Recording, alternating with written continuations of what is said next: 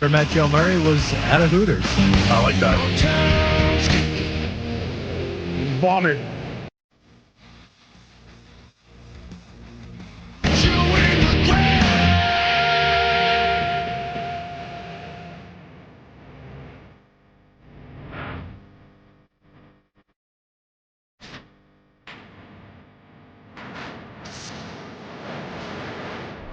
Welcome in 98.5 The Sports Hub. I'm Joe Murray with you tonight until 11 o'clock.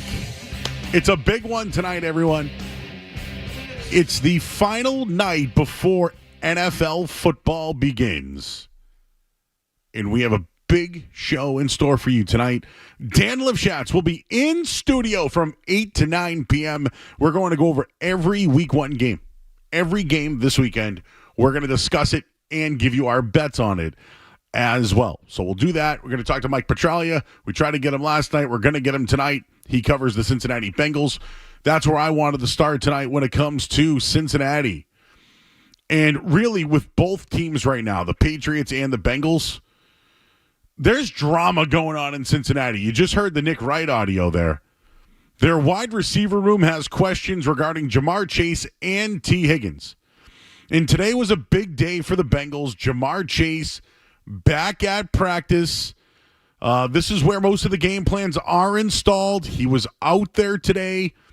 So sounds like if he practiced today, there's a chance he could play.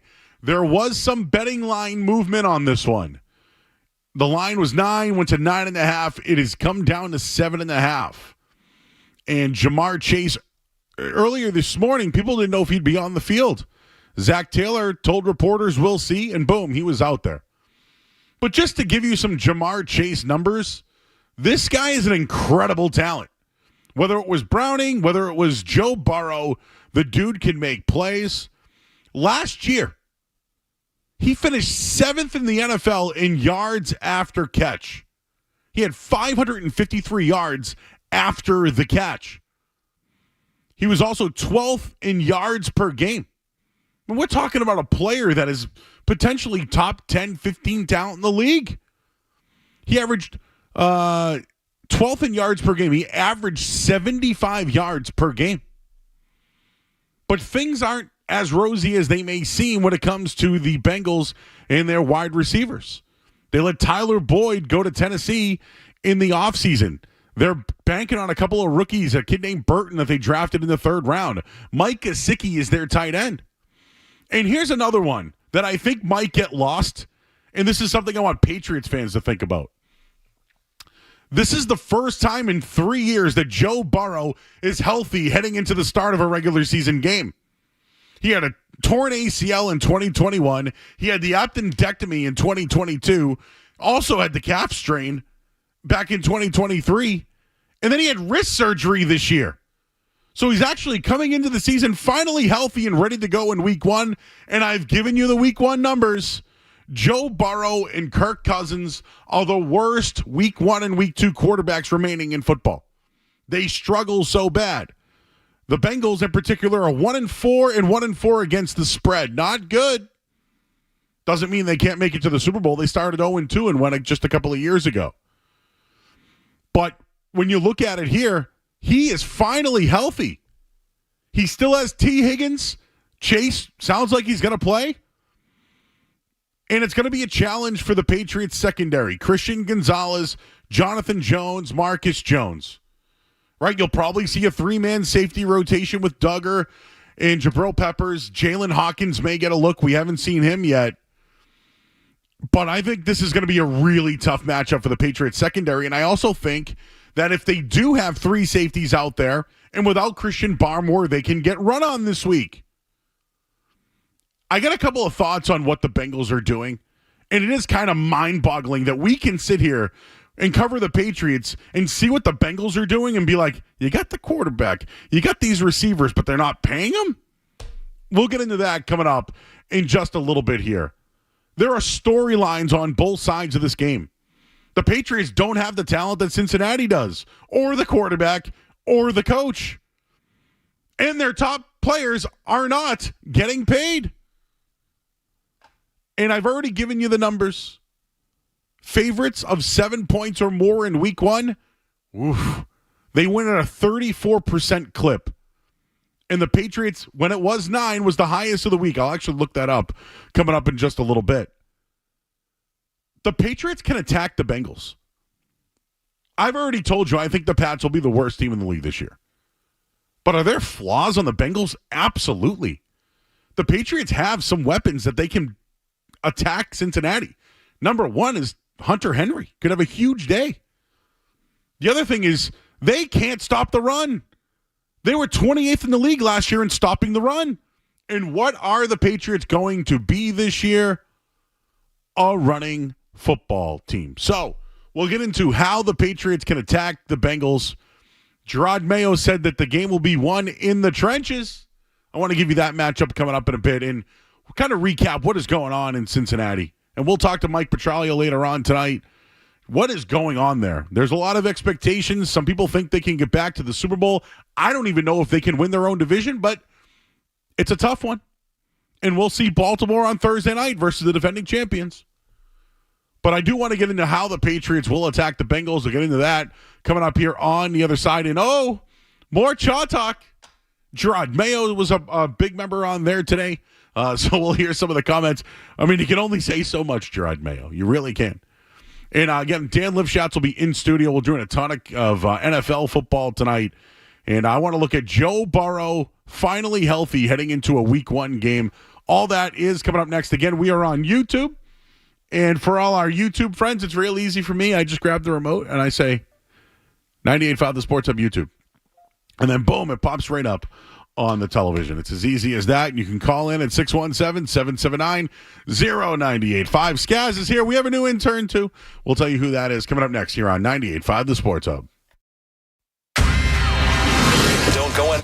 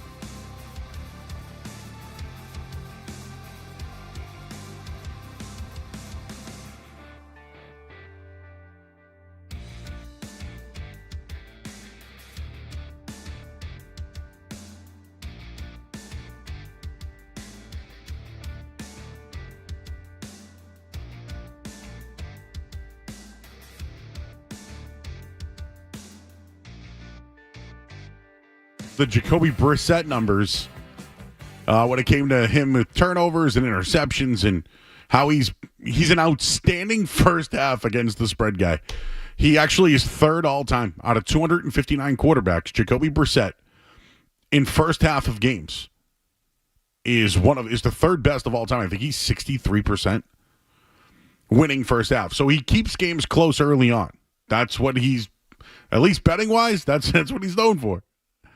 But I wanted to look to some other angles when it comes to the Patriots and the Bengals, and you can certainly call in at 617-779-0985. I talked about the betting line, moved from 9.5 to 7.5. I actually want to look that up in a minute here to see if any of this Jamar Chase stuff moves it back, because that type of line movement right there, that makes me think that someone important could be out. So I just pulled up the DraftKings app right now, and I'm pulling up the Pats game. And I don't see anything on the board at the moment, so I'm curious. Okay, right now I see 8. -8 right now. So it's gone up a half a point, which probably means that he could be good to go for this weekend. And that brings a challenge to the Patriots. But how will the Patriots attack the Bengals? That's where I wanted to go with this one. And you just heard Gerard Mayo on Chaw Talk. One of the things he said today in his press conference was this game will be won in the trenches. I'm already thinking about the Bengals defensive line. But Brissett behind a patchwork offensive line today that I think City Sau did not practice. And Vidarian Lowe was there, so I don't know if he did he was there. But the Bengals might not be the best pass rush to go against in week 1. Trey Hendrickson, right? 17.5 sacks last year. Sam Hubbard, they combined for 23.5 sacks a year ago. Cincinnati had 44 total, so they combined for over half of them.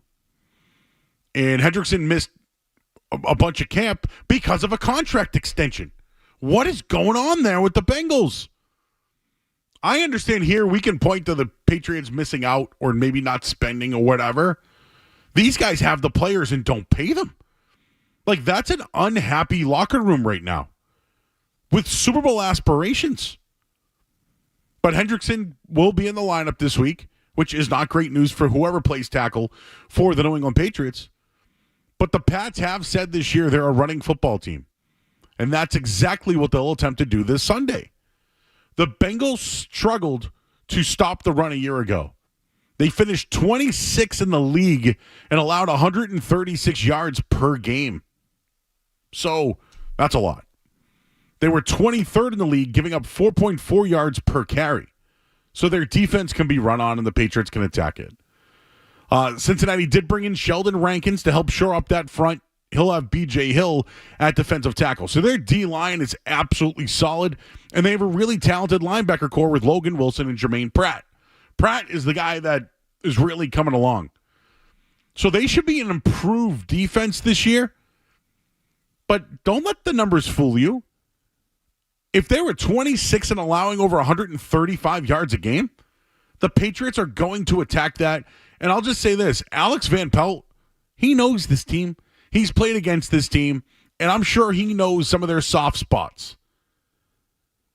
Here are the Bengals' rush defense numbers, just to give them to you one more time. Altogether, rushing yards on the defense. They rank 26th in the NFL.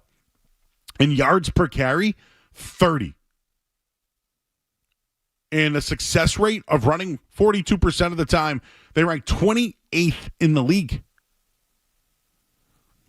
So they had one of the worst rushing attacks in the league as well. They couldn't run the football either, the Bengals. And they had Joe Mixon. They averaged 89 points a game. It was 31st in the NFL. And they moved on from Joe Mixon. They bring in Zach Moss, who still has a lot to prove, but he's a big body. Chase Brown as well. Travion Williams, you might remember him from Ohio State. They're going to add speed. That's what the Bengals are going to get out of their backfield this year. But their offensive line, they already lost to Marius Mims, who's a first-round pick. He's going to be replaced by who? Trent Brown. So he's on the left. Orlando Brown, a star tackle, will be on the right-hand side. Remember Ted Karras? He's a center in the middle. The Patriots' run defense was pretty good a year ago. What's it going to look like now without Christian Barmore? Gotcha's one of the better guys in the league. Keon White's going to see more of a role. Jeremiah Farms might get bumped up. Patriots were pretty solid at stopping the run.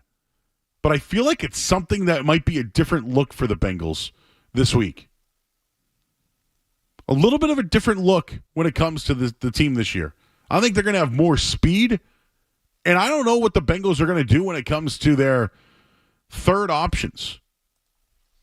So I don't think they're a deep team. I know they have the quarterback. They certainly have the wide receivers. Maybe big plays is what they're going to depend on this year. But after their big names, Jamar Chase, T. Higgins, there's not much there. Boyd was always a great 3. They did draft Jermaine Burton this year. If you watched Alabama football, he was very impressive. So they're going to try to work him in the mix. But Mike Gesicki?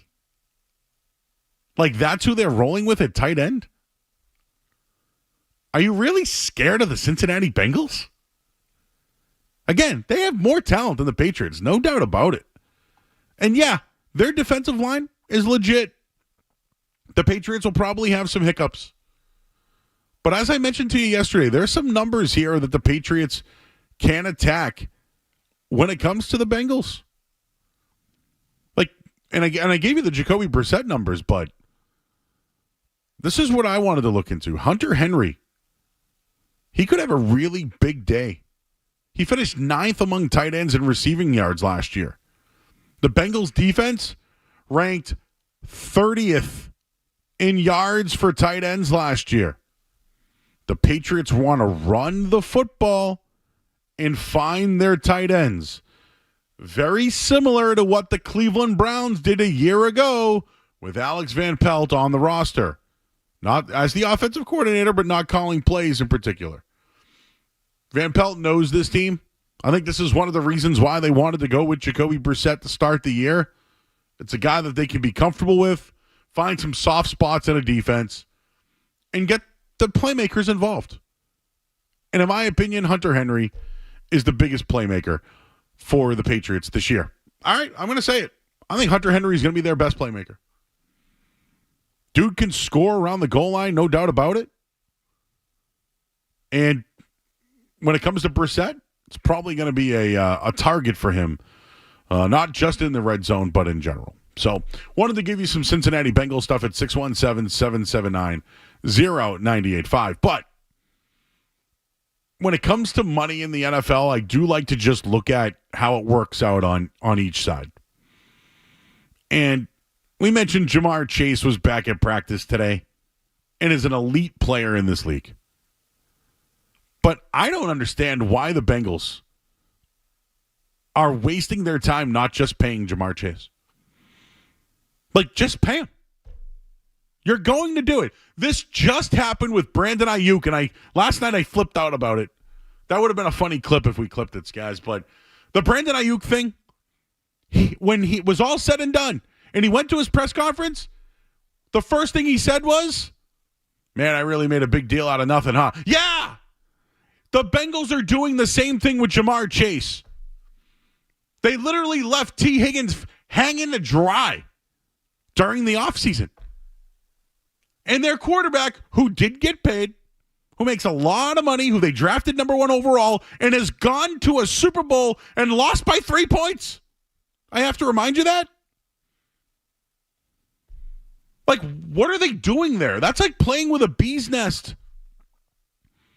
And then their best defensive player who had 17 and a half sacks last year, you don't want to give him a contract extension?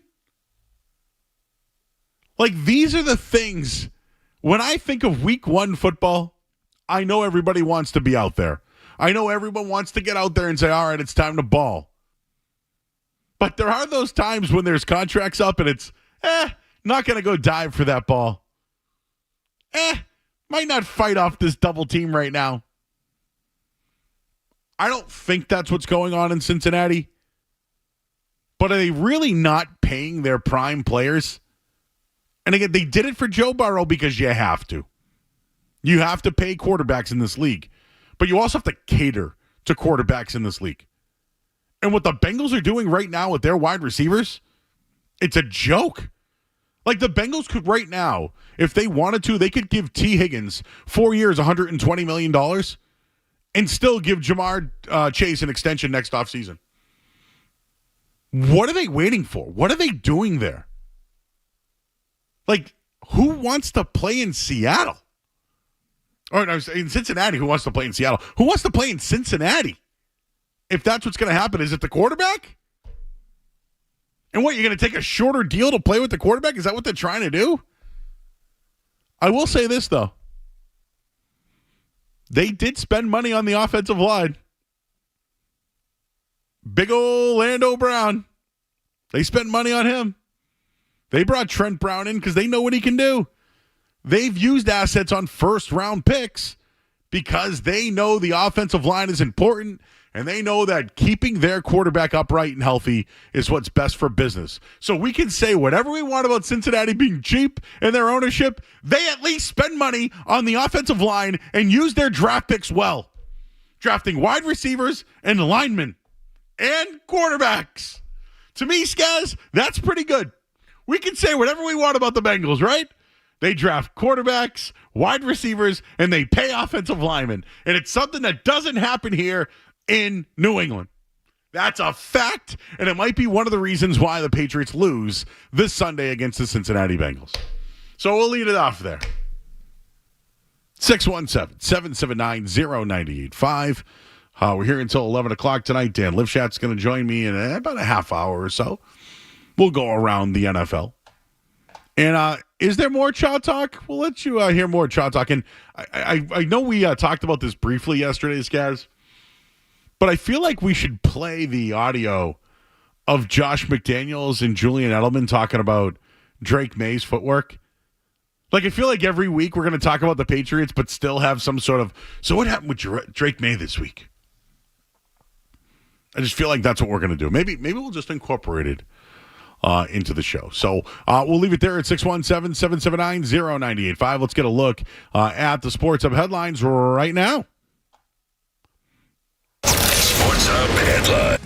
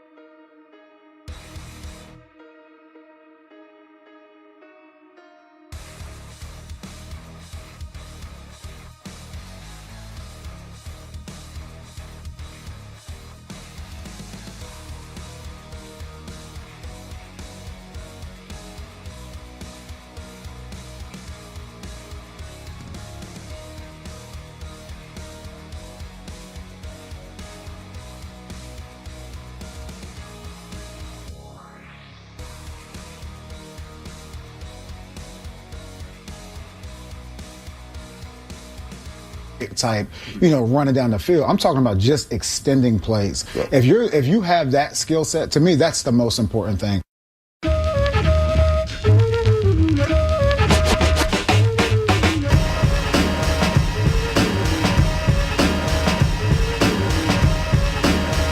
Back here in 98.5 The Sports Hub, I'm Joe Murray. Whew, what a day, huh?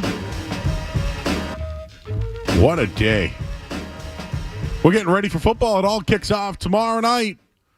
Chiefs and Ravens. And then Friday, there's a game in Brazil.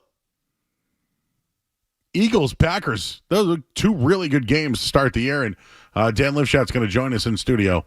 Coming up at the top of the hour, so we'll break down all those games for you if you're ready. I had my fantasy football draft tonight, and of course they started it at 7 o'clock, and of course I had the number one pick, and I couldn't get it.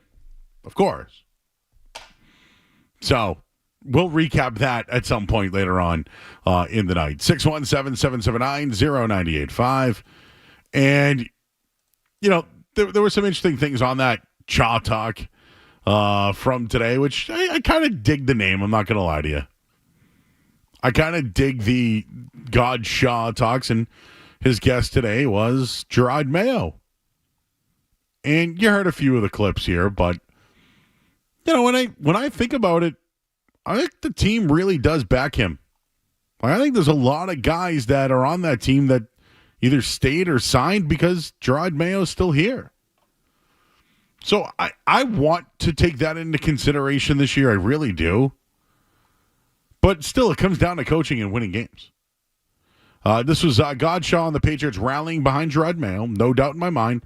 Me just being in the locker room, all those guys trust you to Gerard Mayo. All those guys will run into a brick wall behind you, including myself. So that's the culture that Gerard Mayo's built. I mean, let's call it what it is. You're hearing from a veteran in this league that did get paid, who's going to be here for a bit, and it's going to be a big part of the defense. Talking about how he'd run through a wall for Gerard Mayo.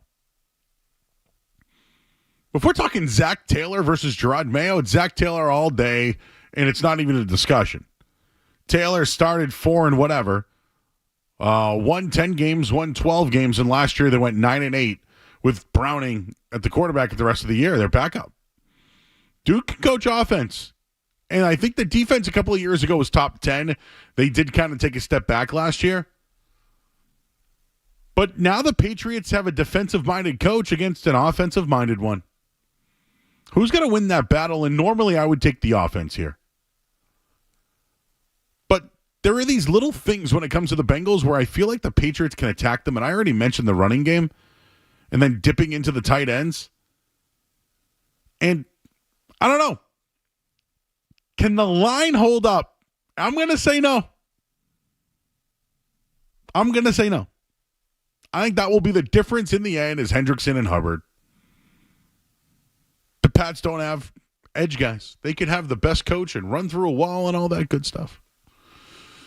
But you need to protect your quarterback and open up lanes for your running backs. Can they do that? They did not do that in the preseason, by the way. If we're using anything regarding the preseason, when it comes to the running game for the Patriots, it was Gibson that was their best runner. Here's another one. Gerard Mayo believes the most important skill set for a quarterback is the ability to extend plays. Does Jacoby Brissett extend plays? If I just go by what I saw in the preseason, Drake May extended plays. His quote, "The game has changed with the extended plays. Dual threat." And I'm not talking about Michael Vick. I'm talking about just extending plays. If you have the skill set, to me, that's the most important thing. So that is what Gerard Mayo said today. Extending plays makes me think he may have wanted Drake May to be a quarterback. I don't think Alex Van Pelt wanted that by any means. But we kind of laughed about the we laughed about the Edelman podcast, guys, you and I. And I've been like, great guess. Nothing really good coming out of it. But we did get a little bit of Josh McDaniels.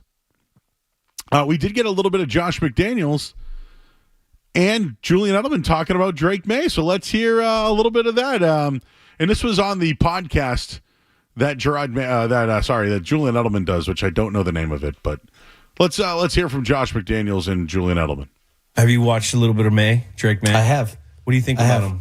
I don't know where he'll fit in the whole, the style he'll play with. Yeah. I'm interested to see how that develops. Is he going to be a little bit of a runner like Josh Allen was in Buffalo?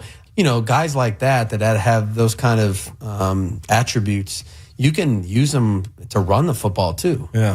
And so I don't think we've seen all that yet in the preseason. Yeah. But I'm interested to see when he plays if he becomes a little bit more of a dual threat guy. Yeah. Or if he's just a pocket passer and a big, tall, strong guy in the pocket. But he's stepping up in the pocket, which is for a young guy, as you know, that's not always the easiest thing to get him to do.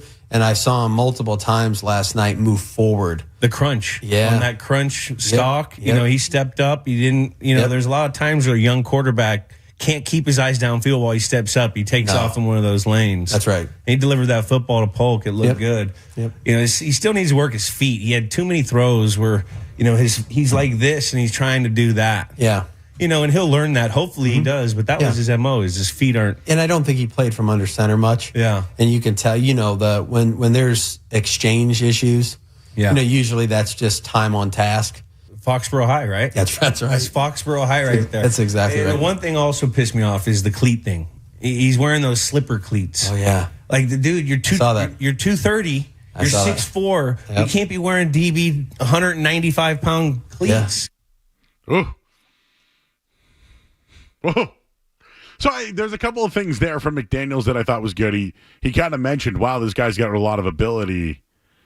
Would he be able to transition that to the game today and extend plays? He also said, does he eventually just become a pocket guy who stands in there with a strong arm? So I think McDaniels at least looks at Drake May as someone like, ooh, he could be multiple things. But then you find out he's using D-back cleats. I wish I didn't know that. I wish I didn't know that the quarterback of the Patriots wears defensive back cleats. Maybe that's why his shoe kept falling off and it was stepping on his foot. I digress. Lifshatz is here already shaking his head. Just talk, Dan. Just talk. Your love for Drake May just knows no bounds. I just crapped all over him for wearing DB cleats. I know you do, but I mean, I love your show, but all day I hear on these airwaves about how great Drake May is, and it's like, no, I just crapped all over him. no, you're giving him a hard time for wearing DB. Yes, I mean, does that his ultimately cleats matter? have fallen off twice. It doesn't matter. And he can't go under center, which, again, I have no problem with, really. Some other people do. But, wear cleats that they don't get stepped on. As they should. As they should. He's 6'5". Can you get some big boy cleats, please? Yeah, I mean, he should be wearing different cleats, but that's not my concern about Drake May. I'm not concerned about that with Drake May. I know. If he's comfortable with those cleats, I'm all for it, man. Look, if the kid can play, that's all that ultimately matters. Everyone who watches college football, anyone watch the ACC last week? Anyone at all? Oh, I did. They went over. How outside of Miami, how'd they look? Miami and Louisville, bad. You guys, this kid sucked against the ACC last year. I mean, truly, he was not good in a lot of those games. Duke game comes to mind. I've mentioned the NC State game now 474 times. I don't need to mention that game again. He struggled. So if you're struggling in a conference like the ACC, what do you think is going to be in the NFL? That's why he's sitting. That is why he is sitting. I do just need to mention the Red Sox before we get out of here. I saw Lifshatz's facial expression, so it made me laugh. It's just because all day, I don't want to call it Perillo because I love Perillo. I didn't hear anything. Oh, I love Perillo. Was it a sunshine Mayday? They're talking about QBs they want and whatever. Kyler Murray, if the team is happy with the team. In or out on quarterbacks they were doing? Who the team drafted, Oh. And I love Pearl. He was in on the Cardinals, and Kyler Murray. Do you know what the win total for the Arizona Cardinals is this year? It's 7. Do you think the Cardinals are happy with that guy as their quarterback right now? No. No, they're not. That guy sucks. He doesn't suck, but he's not great. He was a number 1 overall pick. I don't know. I've heard so many crazy things on these airwaves this week. What is going on? I just literally did a segment on how the Patriots can find soft spots in the Bengals defense. And I even said Jacoby Brissett. Did you know that he's one of the greatest, the third best all time first half against the spread? Hey, the number on the Patriots went from 9 to 7.5 this week. Came back again today. Came back. There was a sharp release earlier by a pretty sharp tout. Moved from 7.5 to 8. But yes, it was. It came back because of the Chase stuff, which is still a possibility, by the way. All right, well, let's just talk about the Red Sox for a minute, because I don't want to spend too much time. We're going to do a whole NFL preview. Dan Lifshatz is here. I'm Joe Murray. Skaz is here as well. You're listening to 98.5 The Sports Hub. More Joe Murray coming up on the Sports Hub.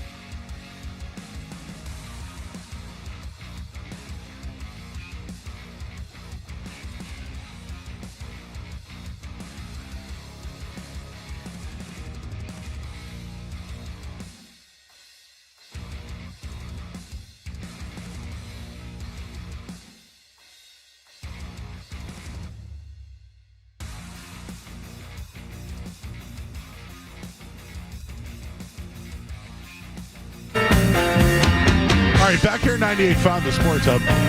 We're going to do our NFL Weekly. We already have our season podcast up. It's at 98.5thesportshub.com, or just search Over Under on Spotify or wherever you can find your podcast. But I just wanted to mention the Red Sox last night. Defensively, it's been absolutely terrible. And that's all I asked for this year was the bare minimum. If they could play better defense, they'd actually get more games. They'd win more games. But I don't know how they fix this. And in September in particular, they are absolutely terrible. So the last 52 games in the month of September, I looked this up earlier. Boston Sports Info had it, actually. In the month of September, they're 16-36. That's a .308 win percentage. That is horrible. They've scored 204 runs. They've given up 260. That's a 56-run differential. And just on the road, they suck at home. We know that. They suck at home. They're 2-12 right now in their last 14 September road games. The Red Sox right now are imploding, yet somehow they're still in it because everybody else sucks. Royals, Twins, you name it. In a great year in Major League Baseball, the Red Sox are still in it somehow, some way. And they gave up a grand slam to start tonight, but they're coming back a little bit here now. Tanner Houck, 2 innings, 4 earned. They gave up that grand slam. Duran with an RBI, Devers with an RBI. Now, Wilyer Abreu with an RBI as well. So 4-3 right now, top of the third inning. They're still in it, but I don't know what happened yesterday. After the game, everyone was somber in the locker room. Rafael Devers did not want to talk to the media.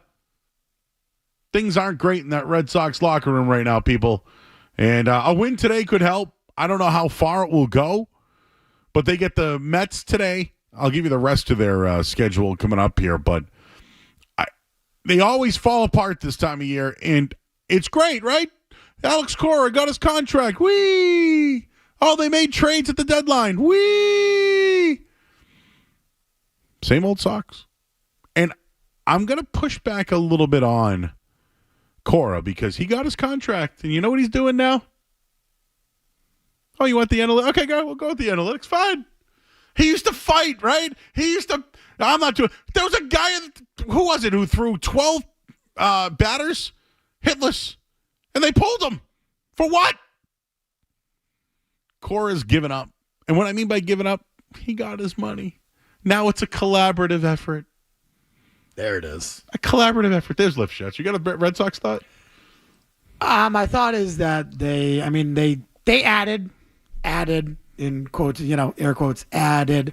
My Red Sox take is the same thing. They consistently don't make the additions they need to make, and they kind of short themselves. They add, some peripheral guys, on the edges, some, mildly okay bullpen arms that, might give you a few innings, but the reality is they don't add the things they need to be really competitive, and we're seeing it for the second year in a row. Yes, they added, but the biggest trade they made was really for a guy who has not contributed at all. That's the biggest deal they made, and it's just unfortunate. It's unfortunate that we're kind of stuck in this situation again, and it's really unfortunate that that there's no end in sight because the owner will not spend money. He's cheap. Well, and I'm a little over that. I agree that this is why they're here, but if they just played better defense, like their hitting is all of a sudden gone to crap. Sure, but they also don't spend money, Joe. That's all true. I just feel like even though all those things are true, if they just played good defense, bare minimum defense, they're probably in the playoffs. I guess. You're probably not wrong. Honestly, I don't know, man. I look at them. What about the White Sox coming up? They better sweep them. Like they're terrible. Or right now they're up 6-1 on the Orioles. Oh, we got to watch that one. Oh, that'd be a nice little in-game bet right there. I wonder what Baltimore would be right this second. I can tell you. I'll tell you what they are. Plus 570. Plus 570. So I'll tell you this, because I bet against the Orioles every single night. Like, I literally bet against them bet against the White Sox every single night. Like, I just, without fail, I pay the 1.5 -2.5 every single night without fail. It's just, they're like 5-45 or something in the last 50. It's ridiculous. I mean, the ROI is just absurd, but you can't not do it, to be honest with you. John's in New Hampshire. Hey, John. Hey, how you doing, Joe? Hi. First of all, on the Sox, you're like the only guy in town who's been criticizing Cora this season, even when we were hot, so kudos to you on that. My call is about Gerard Mayo, and whenever I hear him talk, I cringe. This guy, he's got that Kyrie Irving syndrome. He loves to hear himself talk, and he twists himself into pretzels, and he gets himself in trouble doing it, and what do you think about that? Well, I think he talks too much because he wants to be different than Bill. He wants to be likable and all that stuff. Yes, I prefer less. I very, very much prefer less. But, when he spoke today, I went, oh, boy, what's he going to say today? My take on Gerard is simply this. There's too many voices in his ear, and he's trying to please too many people. And so he twists himself into pretzels because he's trying to please Kraft and Wolf and Van Pelt and all these guys who and the guys. He's answering to them. He's answering to these guys. I think it's what I think sucks is here they are. He's been preaching competition all camp long, but yet then comes out and says Drake May won the competition. Like, what the hell was that? I don't even know why you'd say that. I honestly, what the hell? Just an incredibly stupid thing for me. And I'll be honest with you, I think the Patriots hired the wrong guy. I think they hired the wrong guy at GM. I think they hired the wrong guy at coach. I think the owner is absolutely involved in football decisions. I think that they could have hired him. Oh yeah, so, Dan, I've been saying that for years. Yeah, but no, I think that they could have hired Mayo and still gotten someone else to run the offense. Now, Bill O'Brien was asked if he wanted to stay. He took the Ohio State job. I would have too. Probably would have taken the BC job too. No. But I know they beat Florida State. But I'll tell you this much. 15 yards to the wide receivers. This brings up, and we'll get into our weekly thing, but this brings up, like, they had an opportunity. They actually let Bill O'Brien make the decision. But would you rather Van Pelt or Bill O'Brien? Me too. O'Brien. And I think he's suspect as hell. But that guy has had to run an offense and can get an offensive line on track. Couldn't last year, though. Van Pelt didn't. If you go back and listen to a few of the people around Cleveland and basically what Van Pelt did in Cleveland, the answer is very little. They liked what he did with the quarterbacks because there was 5 different guys. But Stefanski, they ripped the play calls from him and they won 11 games with him. Like, they went to the playoffs. Their big run that they had, it was Stefanski. I mean, again, if you listen to the beat guys and what they talked about what Van Pelt did, very little is pretty much what you get back. Very little, which is concerning for sure. All right, we'll take a look at the sports. By the way, we do have some mildly decent breaking news if you want about the Patriots game. Can you tell me in the headlines? 100%. All right. Well, we'll get the headlines here, and then we're going to do NFL Week 1 coming up next here on the Sports Hub. WBZ-FM and HD Boston. Patriots! It's an all-new season for the Patriots. Wow. And you'll hear it all right here. Yes. Your home of the pass. 98.5, the Sports Hub. Beasley Media Group Station.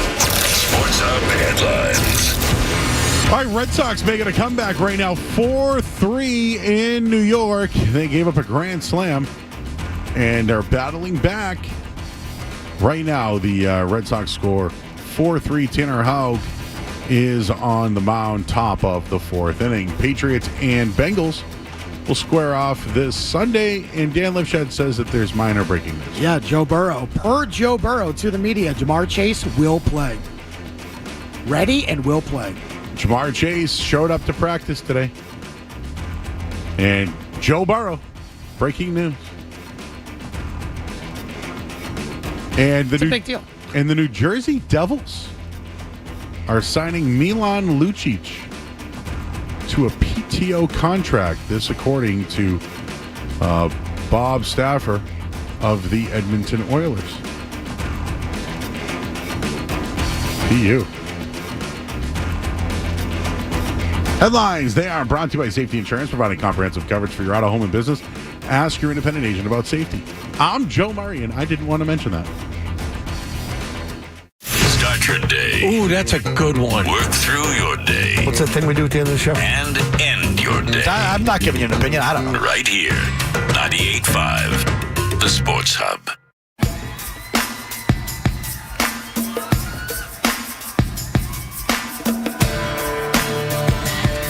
All right, back here at 98.5, the Sports Hub. Dan Lifshatz is here. Over Under podcast, Over Under show with Kendra Middleton. And we are going to do week one. We generally do a podcast. So this is going to be a condensed on-air / podcast. But week one of the NFL is here, Dan. And I should ask you this. How much do you take records and how teams play in week one and week two when it comes to a new season and a new team? Sorry, in what way? For example, the Joe Burrow struggles. Yep. Week one. Yep. He's 1-4 in his career. Nothing.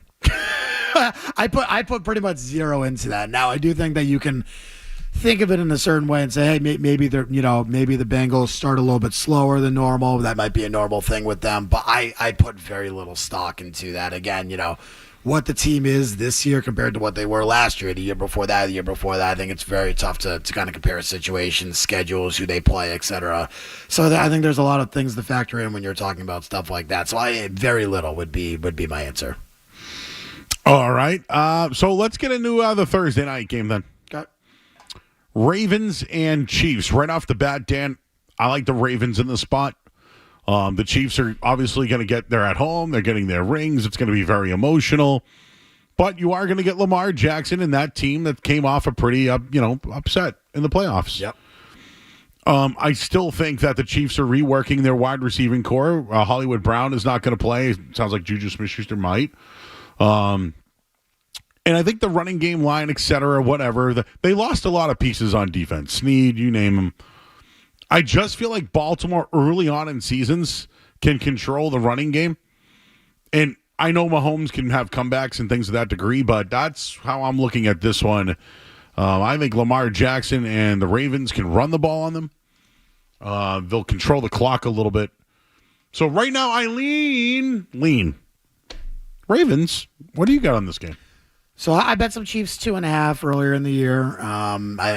I think at 2.5 I'd probably go Kansas City. 3.5 I'd probably go Baltimore. 3 is probably a dead number for me. I like the over. Won't end up betting it because it's the opening game of the season, and that is something that does happen. Is pretty much everyone and their mother bets the over opener, and so that is a legitimate thing. So I probably won't end up betting it. Do lean that way. Kansas City 2.5 for me would probably be a play. I think it's 3 pretty much everywhere in market right now. 3 even money, 3 plus 105. That area. 2.5 minus 110 play for me at Kansas City. I think that as much as I do like Baltimore's offense, and I love Baltimore's offense, something fierce. I think Andrews, Flowers, I think both of them could have monster seasons for this team. I even Isaiah Likely I think could be a major weapon for them, but I'm just not willing to, go against Kansas City in this spot who I think have a plethora of options offensively. I think that they defensively line up pretty well against Baltimore. Even losing Snead, you really only need to cover one of the wide receivers. They have a couple guys who can cover tight ends. I like how they match up against Baltimore. I think they continue the domination of that series. So I'll go Kansas City. Just for those that care. Week one, Thursday night openers. Home teams are 12-8-3 against the spread since 2000, but teams coming off the Super Bowl championship and playing week one, 14-9-1 against the spread. Yeah, I think LA was the last one that did that. They get crushed. No, they the Rams, or maybe no, they did. The Rams got crushed. Yeah, was it Buffalo opening night? That's right. Yeah, it's Buffalo. Okay, you're right. That was a bad season for them, I believe. That was. I don't recall there, but it was. So if you like to bet that type of spot, Lamar Jackson, by the way, one of the best first half. He owns first halves, which, again, if they're leading at halftime, I like their chance. Just real quick on the total in this one, 47.5. When I hear a 40 total and it's up to 7, I think that Vegas expects points. Yeah, market's at 47 right now, and Chris 46.5 at Circa. So it's actually come down a little bit of the sharper prices. So Square Shots licks the over. All right, and then Friday night, we were talking about this one last night. Philadelphia, Green Bay. The line's moved a little bit now. Philly now down to 2.5. There's a lot of expectations for Green Bay this year based off everything. I actually would be curious what people thought was the better wide receiver room between these two. Ooh, gotta be Philly. Probably. Gotta be Philly. Philly, and Dan, I know we're pretty high on Philadelphia going far this year, but they are going to Brazil. They're going to be without one of their star linebackers. I think Philadelphia gets it together. They won their opener last year. They covered 25-20 versus the Patriots. This one, because it's so neutral, I don't know where the advantage is. Maybe it's Philadelphia's line and their new running back. I don't know. I'm trying to find an edge on it, but it's already moved down. Some money's coming in on Green Bay. Yeah, I mean, it's gone both ways. I mean, Philly was up to 3, now back down to 2. I think you're probably seeing some resistance between those two numbers. As you said, this is a true neutral site. This is not a London game where you have, you still have like an edge. Like Jacksonville's so used to making that flight that they have a bit of an edge there. This is a true neutral site game, so I have really no idea what to expect in terms of that. But if I'm making the numbers on the game, I mean, Philly should probably be 3.5 in this game. I have them at that number. Can I give you something real quick that I think is just worth it? Jalen Hurts is a hell of a home player. When he plays at home, he's outstanding. Road and neutral site, man, his career numbers, 10, 18, and 1. I get it. I understand that. I look at this with Green Bay, and I think everyone's really buying the Jordan Love hype. And again, I look at some of the games last year that he's really struggled in. Go back and take a look at that Green Bay Packers schedule last year. They really struggled in some of those games against some teams that you'd be rather surprised about. I'll buy the Jordan Love hype when I see it. But again, they had a really good game. They barely, beat Carolina by 3. I'm just going back in kind of terms of everything. Lost to Atlanta, scored 18 against the Saints, 1-1, lost to the Raiders. Like, this is lost to the Broncos last year. This is a guy who definitely got better as the season went on, but December, this team put up 22 against the Giants, like lost that game. Jordan Love has had struggles, especially on the road, Joe. And I don't buy into the Jordan Love's a top 10 quarterback, top 5 quarterback, which is craziness, into all of this stuff. I just don't buy it. So until I see it, until I start buying it, I have to rate Philly where I would, and I have them 3.5 in this game. So I will PP Philly. I'll take the old Philly -2. Skaz, if you wouldn't mind bringing my. Wow, he's gonna ring it. I'll ring it. I don't mind. I'll ring the bell here. I'll go Philly -2. A Friday night bell. Yeah, that's right. I have a loaded up, Scouts. If you can pull mine. You can too. That works for me. A Friday night bell. You got anything, Scouts, on these games? Because I know you're gonna have a little. I mean, I'm gonna be here too. We're gonna be, we're gonna be watching. Saquon Barkley. I'd feel like anytime touchdown might be something I'd look at. Certainly I'll get you the number on that. I don't know if anyone Josh has Jacobs, it. anytime touchdown as well. There you go. Couple new running backs there. Teams probably want to break them in. No, I think I'm with Dan on this one. I think the Jordan Love hype has gotten a little bit out of control over the offseason. I think we need to see more of Jordan Love before he's anointed the next coming. Yeah. Can I give you one more? Jeff Hafley is going from the BC head coach to the Packers defensive coordinator. Could that be a soft spot, I should say? And that could be an adjustment for him, too. I like Hafley, but again, I just look at the Philadelphia weapons. I will say one thing I might look for some Musgrove yards if you want to prop in this game, because Philly, again, has struggled covering tight ends forever. So one other thing I just wanted to throw out there, as far as coaches, like when they win against the spread, number 1, Matt LaFleur. Number 2, Dan Campbell. Over the last 5 years. Go figure. Against the spread, those are the 2 best coaches. I mean, Campbell's ridiculous. That's ridiculous. Both of them have blown playoff games. Big time. All right, we'll get the rest of week 1, the 1 o'clock games. We got the 4 o'clock games. We'll get you the night games as well. Dan Lifshatz is here. I'm Joe Murray. You're listening to 98.5 The Sports Hub. Don't go anywhere. There's more Joe Murray.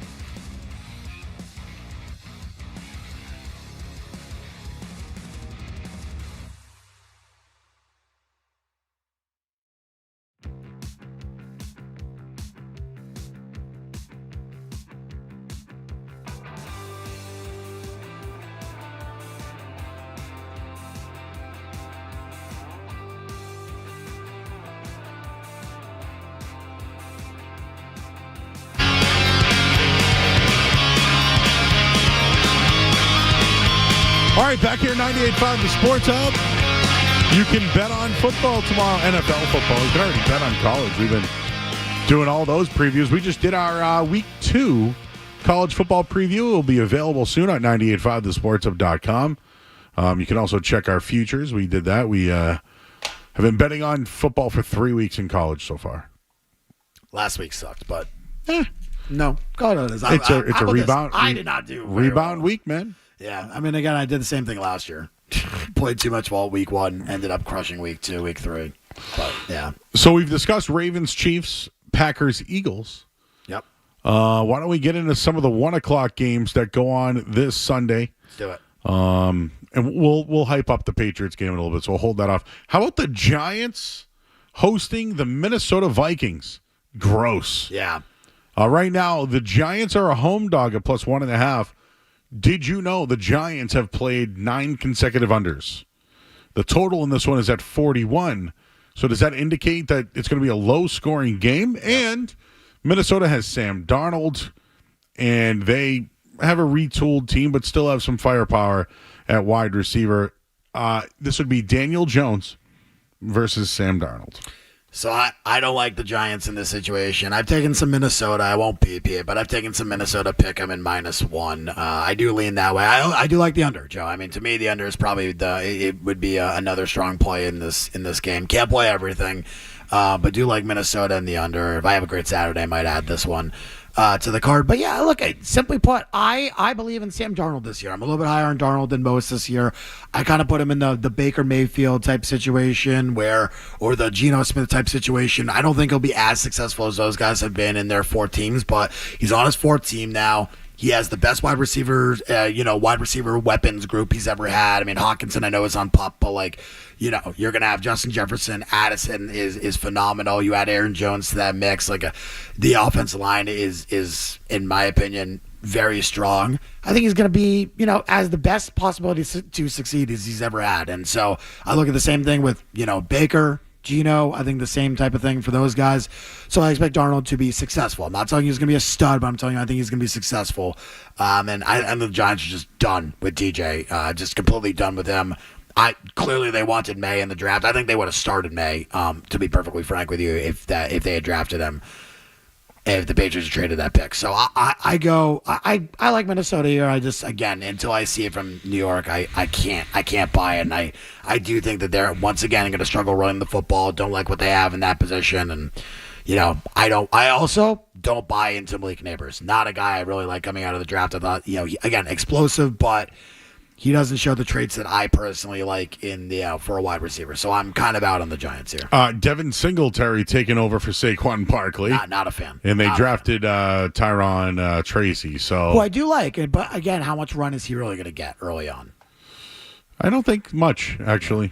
By the way, Chris up to 241 is -115, right? So some money coming in on the over, but Vikings up to 2 there as well. Money -133 on the money line. Brian Daboll takes over the the offensive coordinator calls. Okay, so this is Daniel Jones at home.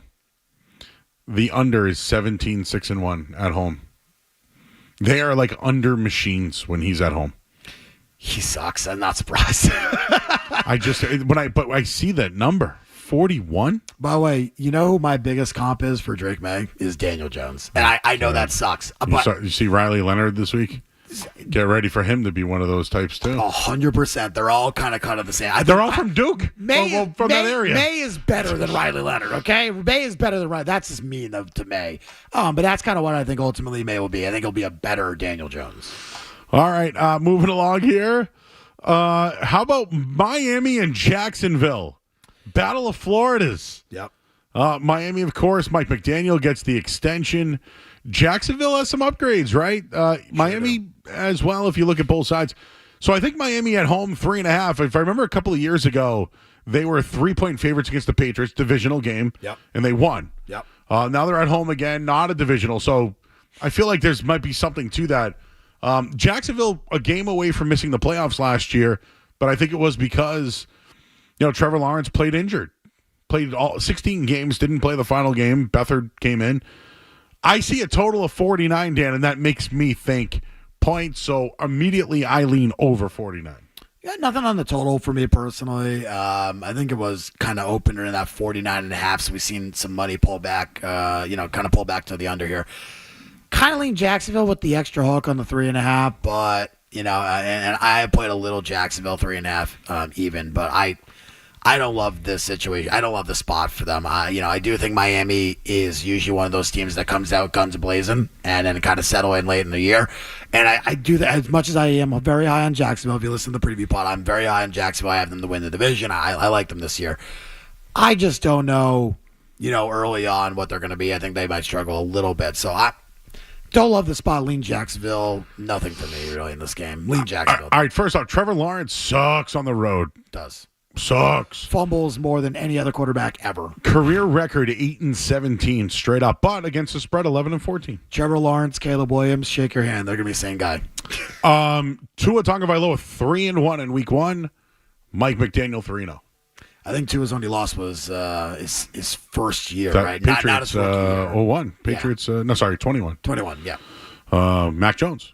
So this is a fade spot to me of Jacksonville, but what's going on with Miami? I'm curious about what's happening there. But that's a tough place to play early in the year. Yeah. But maybe the Jacksonville Jaguars are used to it being in. I don't know. But to me, 3.5 though. That's the kicker. It's gone through the number. Lay the 3.5, take the 2.5. That's the old adage. I still lean Jacksonville here, but no play for me. Skaz, anything for you on? We got Minnesota Giants, Jacksonville, Miami. I don't have too many thoughts on those games, but I'm kind of with Dan. I think the first bet I placed this year was Jaguars to win their division. I just think the talent's there. I'm not the biggest Trevor Lawrence guy, but I think he's good enough to win that division, and I think it's the talent around him. Evan Ingram was really good last year. I'm not a big Evan Ingram fan either, but he was really solid last year, and I think ETN's going to have a really good year. I think they might be better without Ridley. They're not forcing Lawrence to always look Ridley's way. I think they might be better without Ridley. As much as I really like Ridley, I think that was kind of a downfall of their offense last year. I kind of feel that way about the Josh Allen and Stephon Diggs. I almost think it's a good thing for Allen to throw his binky away. You have to look elsewhere. I don't disagree at all. Yep. What do you guys think about divisional underdogs early on in the year? I want to say that they're very successful, if I remember correctly, of the trend. Now, I'm not a trend guy, but I think you are a trend guy, so I think they're very successful. Is that correct? Divisional underdogs crush week 1. Okay, yeah. So here we are. Panthers at Saints, +4. I played 4.5 on Carolina. I would not play any other number except 4.5. So that would be the only number I would play. I'm really down on New Orleans this year. I'm higher on Carolina this year than probably most. I think they could win 6, 7, 8. Not that I love Bryce Young, but I do think that, again, they had a brutal year with a lot of things that went wrong for them, and I think they've gotten better. Especially in the process way of things that they're going. So I like Carolina a little bit, but I mean, this is I can't do anything but 4.5. 4.5 would be the only number I'd be comfortable in, since it's foreign market right now. I can't give it out, but that would be the only number I'd be comfortable playing in this game. Dennis Allen's one of the worst against the spread coaches going. He's just bad. Bad coaching. And Carr, for that matter. Derek Carr had some nice years in Vegas. They did not tailor the offense to him in New Orleans, and they continue not to this offseason. I think it's going to be bad. I think Rattler will be the quarterback there by mid-year. Whoa. All right, Atlanta, Kyle Pitts dealing with a little bit of a leg injury. He's good to go. Okay, Pittsburgh's +3. They have some quarterback issues, but it's only -3. For all the hype that the Falcons are getting, it's only -3. 3.5 some places. I did take Pitt 3.5 -115 today. Small. I again don't love it, but kind of tough for me to. I'm not a hype buyer, and so Atlanta's all the hype this year, all the rage, and kind of tough for me to do that. I think there's a lot of moving parts with Atlanta this year, especially early on. It might take them a couple weeks to kind of get going. So this is kind of one of those things where everyone hates Russell Wilson. Everyone thinks he sucks. I'm on Russell Wilson Island thinking that he was pretty decent last year for Denver. So I kind of like Pittsburgh with the 3.5. Wouldn't play any other number there. I'd play it small, not a PP worthy, but also like the over in this game. 41.5 feels a little low for me, but yeah, open 43. We've got some pullback here. So again, one of the I'm not playing a ton of totals week one. Not playing a ton week one in the NFL. Not getting caught into my trap like I fell into last week. The worst two quarterbacks in week one: Joe Burrow, Kirk Cousins. Okay, there you go. And this is a Mike Tomlin underdog spot. He crushes as an underdog. I think ultimately Steelers win 8 or 9 this year. Like I think ultimately 8 or 9. The sweet spot. But the number's 3. The sweet spot to me would be 8. I think 8 or 9. 3.5. There are plenty of 3.5s out there. Right so that's what I mean. If you like the Steelers, you got some live money right there. I'd wait. I think this one continues to go up. I think number moves towards Atlanta. So I think you'll see 3.5. Buffalo's getting some love at 6.5 at home versus Arizona. Arizona's got to go West Coast to East Coast. I don't think there's really a real weather thing in there. But Kyler Murray's back with Marvin Harrison Jr. And I just feel as though the Bills have a lot of transition going on. I think their offense will be fine, but what is going to happen to their defense with all those losses? That's where I kind of look at that right there. But as an underdog with Kyler Murray and over 4 points, 7, 3, and 2 against the spread. You like Arizona here? No, I'm just saying he's a very good. I feel like it's a high number for Buffalo. I do. I'm so low on Arizona this year. The hype is absurd around them. Having people think they can win the division. Again, I don't think Kyler Murray is great. I think he can he could be elite in certain situations, but really for the most part, I consider him more serviceable than anything else. I also think he's a massive injury risk. I love Marvin Harrison, my favorite player of the draft, no doubt about it, but I still wonder what they have across from him, and I still really struggle with the offensive side. I know the tight end spot is a little bit more assured there, but defensively, I think they're a little bit of a mess. I agree with Skaz's premise that taking away the binky that you always lock in makes it a little bit easier to actually play the position. I do think Buffalo is going to have to spread it out. A lot of tight end play. Arizona's terrible versus the tight end. They have been the last couple of years. Something they've really struggled with in division. I like Buffalo here. 6.5 or under, no play for me. This is a teaser spot though. Absolute long teaser spot. Teaser. Tease them down to pick a money line, whatever. It's a teaser. This is a teaser line, no doubt about it. All right, people loving you in the chat. Chuck Olson's in there tonight. Bruins Luchador. He's in there. When I say love, I'm sure it's hate, but that's okay. Jeepers, I'm okay with that. Lifshatz seems like the kind of dude who'd be buying and trading gladiators. Don't know what that means, but fantastic. Lifshat's voice makes me feel like I have hope that I can be in sports radio when I retire. 100%, yeah, 100%. And by the way, I've smoked like 7 cigarettes in my life, like 10 cigs. I hate them. And so this is just the way I sound. Yes. You too could be on sports radio with a voice like this. That's right. You should see his glasses, too. I don't know if the camera's on you or not. Yeah, I have the blue light glasses, so I look like I've been told 70s perv has been the common theme with me. So I think I look like Elton John. Okay, yeah, that's fine. You can call me that as well. Got the Elton John tinny glasses. I don't, yeah, that's fine. I'm okay with that. Hold me closer, Dan Lifshatz. All right, we got to go to the headlines here. We'll have more. We got to break down that Patriots game, too, and a bunch of other games in the NFL Week 1. Dan Lifshatz here. I'm Joe Murray, 98.5 The Sports Hub. Sports Hub headlines.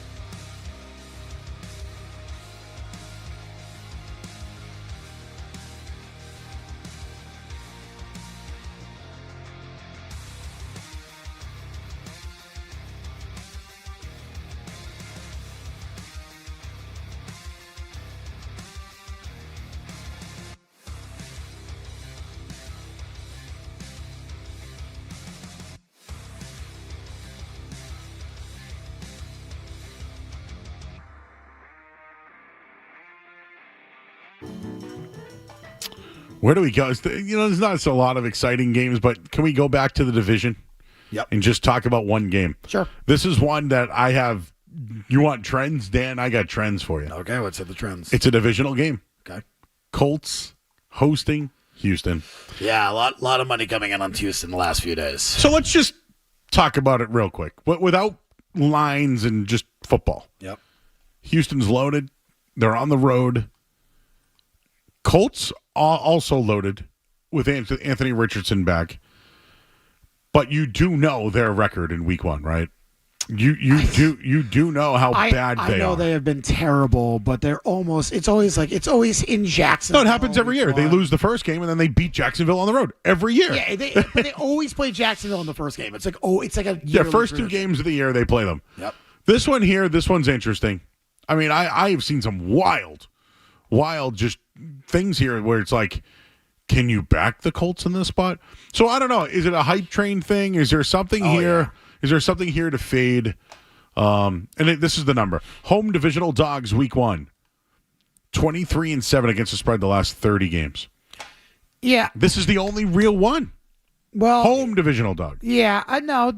Home divisional dog. That's correct. To me, this is Indy or nothing. I am probably not going to get involved in the full number just because I've teased them like every which way at 8.5, 9.5, 10. So I've gotten some very good teaser numbers on them, and I'll probably continue to go in that trend with them. But to be perfectly frank with you, Joe, like everyone loves Houston this year. They're going to be elite. They're going to be the wide receiver room. I really like the wide receiver room. I love Dell. I like Nico Collins. I really like Diggs. I like the running backs. I think the offense is going to be incredible. I just think defensively it's going to be a bit of a mess. I think you're going to see some pullback here. Just the team in general, and I think divisionally it's going to be a lot more difficult for them. I would not be surprised if they don't make the playoffs this year. I played under on their wins 10. I put under 10 on them. So, I'm a little bit higher on Indy here. I think they made the number like 2. It's 3 now. Probably end up playing some 3. If I find some 3 minus 110, 3 minus 105, I'll probably play a little bit. But I don't love this game. This is a perfect teaser side though. I mean, you got tease Indy above the 8. Get the 8.5.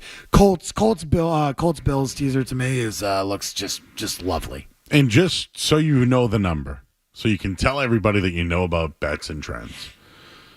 Indy is 14-1 in their last 16 games in week 1 against the spread. Yep.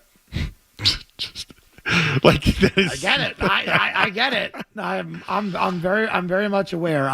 This is where I stay away, everyone. So how about this? People love the splits on the betting splits and everything or whatever. Can you guess what the top 3 teams are in terms of betting splits? It has to be Texans. Okay, Texans are number 1. Sorry, number 2. Apologies. Texans are number 2. Oh, is it the 49ers? Nope. Oh, huh? Nope. Bears. Number 3. Okay. Number 1. You're still missing number 1. Man, is it simple? It is. Bengals. There it is. Let's do it. Bengals, Pats. Dan, I think that here's the deal. The Patriots can do 2 things well. They can run the football, and they can throw to their tight end. What do the Bengals stink at? Stopping the run and giving up big yardage to tight ends. It was the highest week 1 spread, and the trend, 63% of winners, 7 points or higher, cover. So this would be a prime spot for the Patriots, at least at 9.5. Yep. It'd be a really good number, plus all the struggles for the Bengals. So I think it comes down to the tackles. Hendrickson on one side, Hubbard on the other. Who the hell's playing tackle for the Patriots? Yeah, that's a question. Is it Vidarian Lowe? I mean, who knows? The Chase stuff, I mean, now we have pretty good confirmation. I trust Burrow. I would trust Burrow on that. So I do believe in what he says. I'm sure people will question it, but I do believe what he says when he says Chase is going to play. They have a pretty close relationship, obviously, from the LSU days, et cetera, et cetera. But again, Bengals to me, teaser spot. Again, there's a couple teaser spots to me. I think we've circled now 3 of them. There's one more that I really like too. This is a teaser spot. Got to bring them down the 2 under a touchdown, and that's the way to play for me. I think the Bengals win the game, but I feel like the Patriots hang around. Yeah, I agree with that. I think Pats -9 was something I played pretty small, but I like it. I think, again, everyone hates Jacoby Brissett around here. I think he's going to be better than people think. I know in the preseason he did not look great. Totally fair. But I also think he knows the division. Yep. Also very fair. And Van Pelt knows them too. Yep. I think there's a lot of truth to that. Well, last year, Dan, you were talking Pats versus, depending on where the number landed, they won by 5. We took the Pats in the offseason when they were 5, and it pushed. I mean, it sucked at 5.5, 5. Keyshawn Booty's toes were in the way. Yeah, again, and they probably should have covered against Miami too. Again, same type of game there. People kind of misremember what the Patriots were last year. Now I don't know what they'll be this year. They've lost their best defensive asset in Bill, and offensively they're kind of starting over. So I don't know what they're going to be this year. It's going to be a bit of a hodgepodge early on, but this does feel like a very big number, even at home. And since he's got a pretty difficult week 2 game too, so. I don't know if they're looking ahead, but Kansas City on the road in Arrowhead. That's not a game that you take lightly, no matter how long you've had to prep for it. So Bears, Tennessee, rookie quarterbacks in their first game, bad. The last one to play, first game of 3 or more, the spread. Mac Jones, they lost 17-16. There you go. They were favored though. Yep. Trevor Lawrence also lost. The last one to win was Carson Wentz, 3.5, 2016. I played, and I wish it was at this number now. I played Titans 4.5, massive. It's my biggest bet of week 1. It's down to 4. I'll still PP. Give me the 4. I'll take it. I think this is a possibility where Chicago loses outright. I made the game 3, 2.5, 3, 2.5 minus 120, 3 even money around that area. That's my number on the game. It did get hit earlier today, which is why that number is kind of 3.5, 4. There's plenty of 4s in the market right now, though, so please go find one. I think the Titans, to me, offensively, the wide receivers are, they have Hopkins, Ridley, Boyd, Burks, Treylon Burks, and then they drafted Jaqueen Jackson. Yeah, they have, I like, and by the way, one of the most underrated aspects of this Titans team is the running back room. Tajay Spears and Tony Pollard are a very good and an offensive-minded head coach. And offensive-minded head coach. They've upgraded the offensive line. Big Sweat in the middle from Texas. 100%. Now, I do worry about the defense, absolutely. I think Chicago's defense is vastly overrated. I really do. I'm much lower on them than market, and I think that you've seen some of the sharper people now kind of have fallen the same sentiment as me. I'm lower on this Bears team than people think. I played under on pretty much every win total I could find on them. 10, 9.5, 10.5, 8.5, whatever. I do not believe in Caleb Williams as a quarterback. It's not because of the politics or the painted nails or all the other crap I get crap for. No, I just didn't like him last year, Joe, and you knew that. We talked about that a million times on the podcast. I don't like how he slides out of the pocket way too early. He tries to be too athletic. He tries to make too many plays. I don't think he's going to be able to do that in the NFL. And my other big concern about him moving forward is that if you go look at the preseason, when he played against starters, he struggled. His best plays and best throws were against backups and burger flippers. Not great. One last one before we go to break. We will see Jaden Daniels go to Tampa Bay. 3.5 point underdogs in that one. Here we go. A rookie quarterback on the road in this spot. But Baker Mayfield as a favorite really hasn't been good. 14, 26, and 1. 35% of the time when he's a favorite, they lose. Brutal. Yikes. I didn't realize that. Yeah, didn't bet it. He's 1-4 in his openers as well. I leaned the Bucks -3. No play for me in this game. I really, truly have nothing on this one. I thought the number was pretty fair. 3.5. I'd probably lean Washington ever so slightly, but no play for me in this one. Just can't get to it. All right, and Vegas Raiders. There's the Chargers. Jim Harbaugh is a favorite, -3 versus. So I'm a little higher on Vegas than I think some other people are. Harbaugh's first game. They need to rework some wide receivers. I don't know. I'm going to go Vegas +3, baby. You know what? PP? We're going to bet a little money line action. Vegas week 1. You want the money line PP too? I'll just do the 3. Okay, all right. Thank you, do the though. 3. I'm not going to PP it, but I'm definitely up on this one from you. I don't like Vegas this year. I'm really down on them. My number in this game was 5. I also am not playing this because I don't trust Harbaugh and in week 1, and there's a lot of roster turnover there.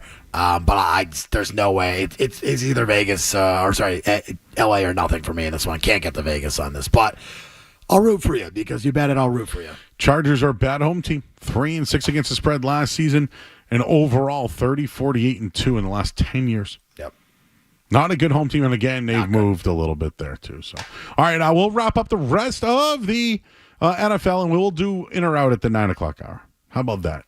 We'll move it, we'll bump it, and we'll get the rest of these games in. Dan Lifshatz is here. I'm Joe Murray, 98.5 The Sports Hub. What's it gonna be, McFly? Are you in?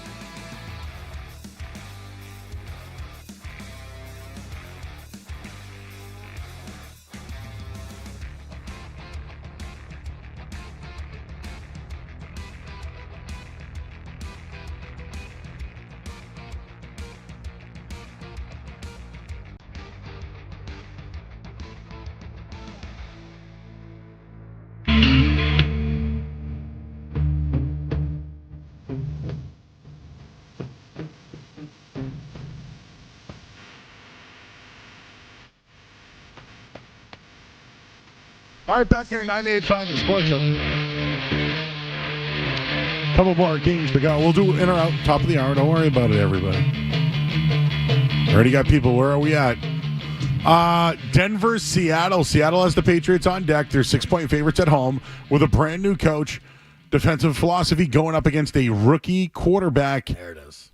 +6 on the road against Seattle. Oof, don't like it. Yeah, a little. I mean, look, I'm a big Bo Nix believer, but to me, this is a really tough spot to start your career on the road against in a very difficult place. I don't love it. I lean Seattle with the 6 here, but certainly no play for me on this one. Also, lean under in this game. Lean over, in this game. All right, final 4 o'clock game, 4:25. Dallas on the road. Teaser spot. At Cleveland. It's 2.5, 3 some places. This interests me a little bit. Dallas obviously has had their issues with CeeDee Lamb and obviously Dak Prescott's contract. What the hell is their running back situation, Dan? They're going Dalvin Cook and Zeke Elliott for real? And Rico Dowdle. And Deuce Vaughn as well. Yeah, I think Vaughn ends up. I was going to say Vaughn's like a third change of pace. So I think Vaughn ends up being a big part of their running back. I think he might be like, it might be him and Elliott by the end. And I get it. He's small, so they need to protect him a little bit. Yeah. They're 2.5. I can't. Okay. I've seen this line before. I feel like I've seen this before. Yep. Cleveland's probably the right side, but this is gonna be like a public dog right here. Dallas 8.5. I mean, to me, again, there are 4 sides I really like in teasers this week. Again, I'll list them out for everyone again. Cincy down to 2, Buffalo 2.5 or pick 'em. Indy to 8.5, 9, and this one same spot to 8.5. The old again. This is forget the game. Forget the full game line. Just take the teaser. If Cleveland beats Dallas by double digits, you clap and say get them next time. Whatever. All right. So there's trends and then there's facts. Okay, this is a fact. Did you know the Cowboys have lost 7 consecutive games when being an underdog? Not surprising. Mike McCarthy is not exactly the guy I would want leading this team. I still think that Bill Belichick will eventually be the head coach in this situation, but I do think that this is. I think Dallas will still be okay. And again, I just don't know how they cover CeeDee Lamb. Lamb, I think, is going to have a monster game against them. The Browns defense is one of the best in football. It is, but they struggle against basically players with the Lamb prototype. I will also say this, Joe. Do you want to back Watson as a 2.5? No. Not at this number. I made the if it was DTR, I'd even think differently than Watson. Yep. Me too. The number's 40.5. That's low. It is very low. It does feel a little bit low. It opened 44, so this one's been head down heavily. It's a pass for me. Teaser spot. Oh man. Rams Lions. You know my feelings on the Rams, Dan. Give me the Rams plus 3.5. Sunday Night Football 3.5. Loving the Rams this year. I have a big prediction that you got to go listen to our podcast for because we did our season predictions there. I'm very high on the St. Louis Rams this year. You are. I'm out on this. Did I say St. Louis Rams? You did say St. Louis. It's LA Rams. LA Rams. Whatever. I'm out on this game. Pass for me. I made the line 3-ish, slightly into the Rams, but no play for me. Total pretty good number, 50 is what I made it. I think it's 50.5. Pass for me. And finally, Jets at 49ers. Not a home game this year to start the year for Aaron Rodgers. He goes on the road against San Fran. Dan, should we talk about Super Bowl losers or no? Feel free. -4. Trent Williams back. Ayuk's got his deal. 4.5. 4.5 in market now. Jets. I'm going the Jets. Are you PPing it? Let's do it. Double. I love it. Dude, this teams that lose the Super Bowl fade. Yeah. This is too high of a number. I agree. I don't really. I made the game 4.5. I mean, I'll take the extra 1.5. In a situational spot here.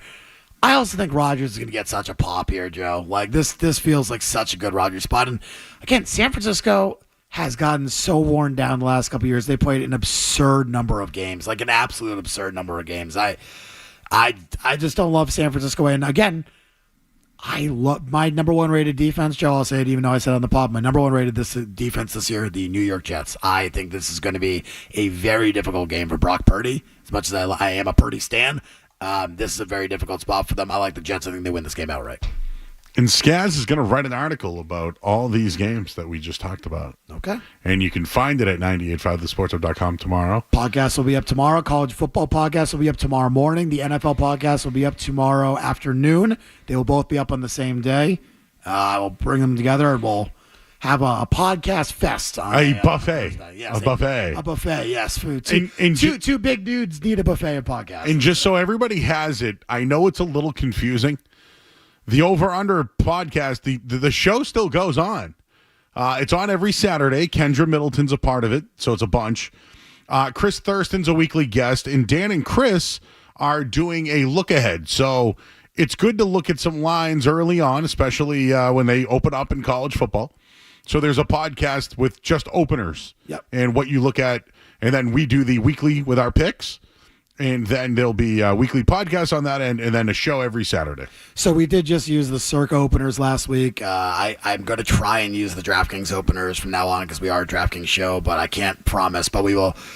Look, the Circa ones are the sharpest and the best numbers in the market. So those are the ones you really should be paying attention to. As much as I do love DraftKings, it's absolutely Circa's number one for everything in terms of openers.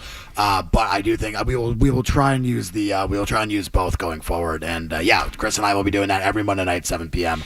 on Twitter or X. Do you want to hang out and do in or out?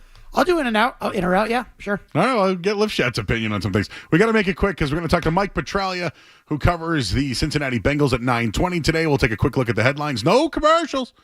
And then in or out. WBZ FM and HD Boston. We've got the Patriots covered. Back in the hole. He's in trouble. A sack. It's an all-new season for the Pats, and you'll hear it all right here. 98.5, the Sports Hub, the Beasley Media Group station. Sports Hub headlines. All right, Red Sox trail 4-3 right now. Top of the seventh inning. Tanner Houck went 5 innings, 7 strikeouts. So 4-3, and the Patriots and Bengals this weekend. Joe Burrow says Jamar Chase will play. Sidney Sow did not practice. Fedarian Lowe was limited. Headlines, they are brought to you by Safety Insurance, providing comprehensive coverage for your auto, home, and business. Ask your independent agent about safety. I'm Joe Murray, and Bill Belichick's everywhere. Boston, the greatest sports town in America. We have a farm. I have about 200 pigs here. We get to spill beers on each other without worrying about spilling beers on people. Boston's home for sports. 98.5, the Sports Hub.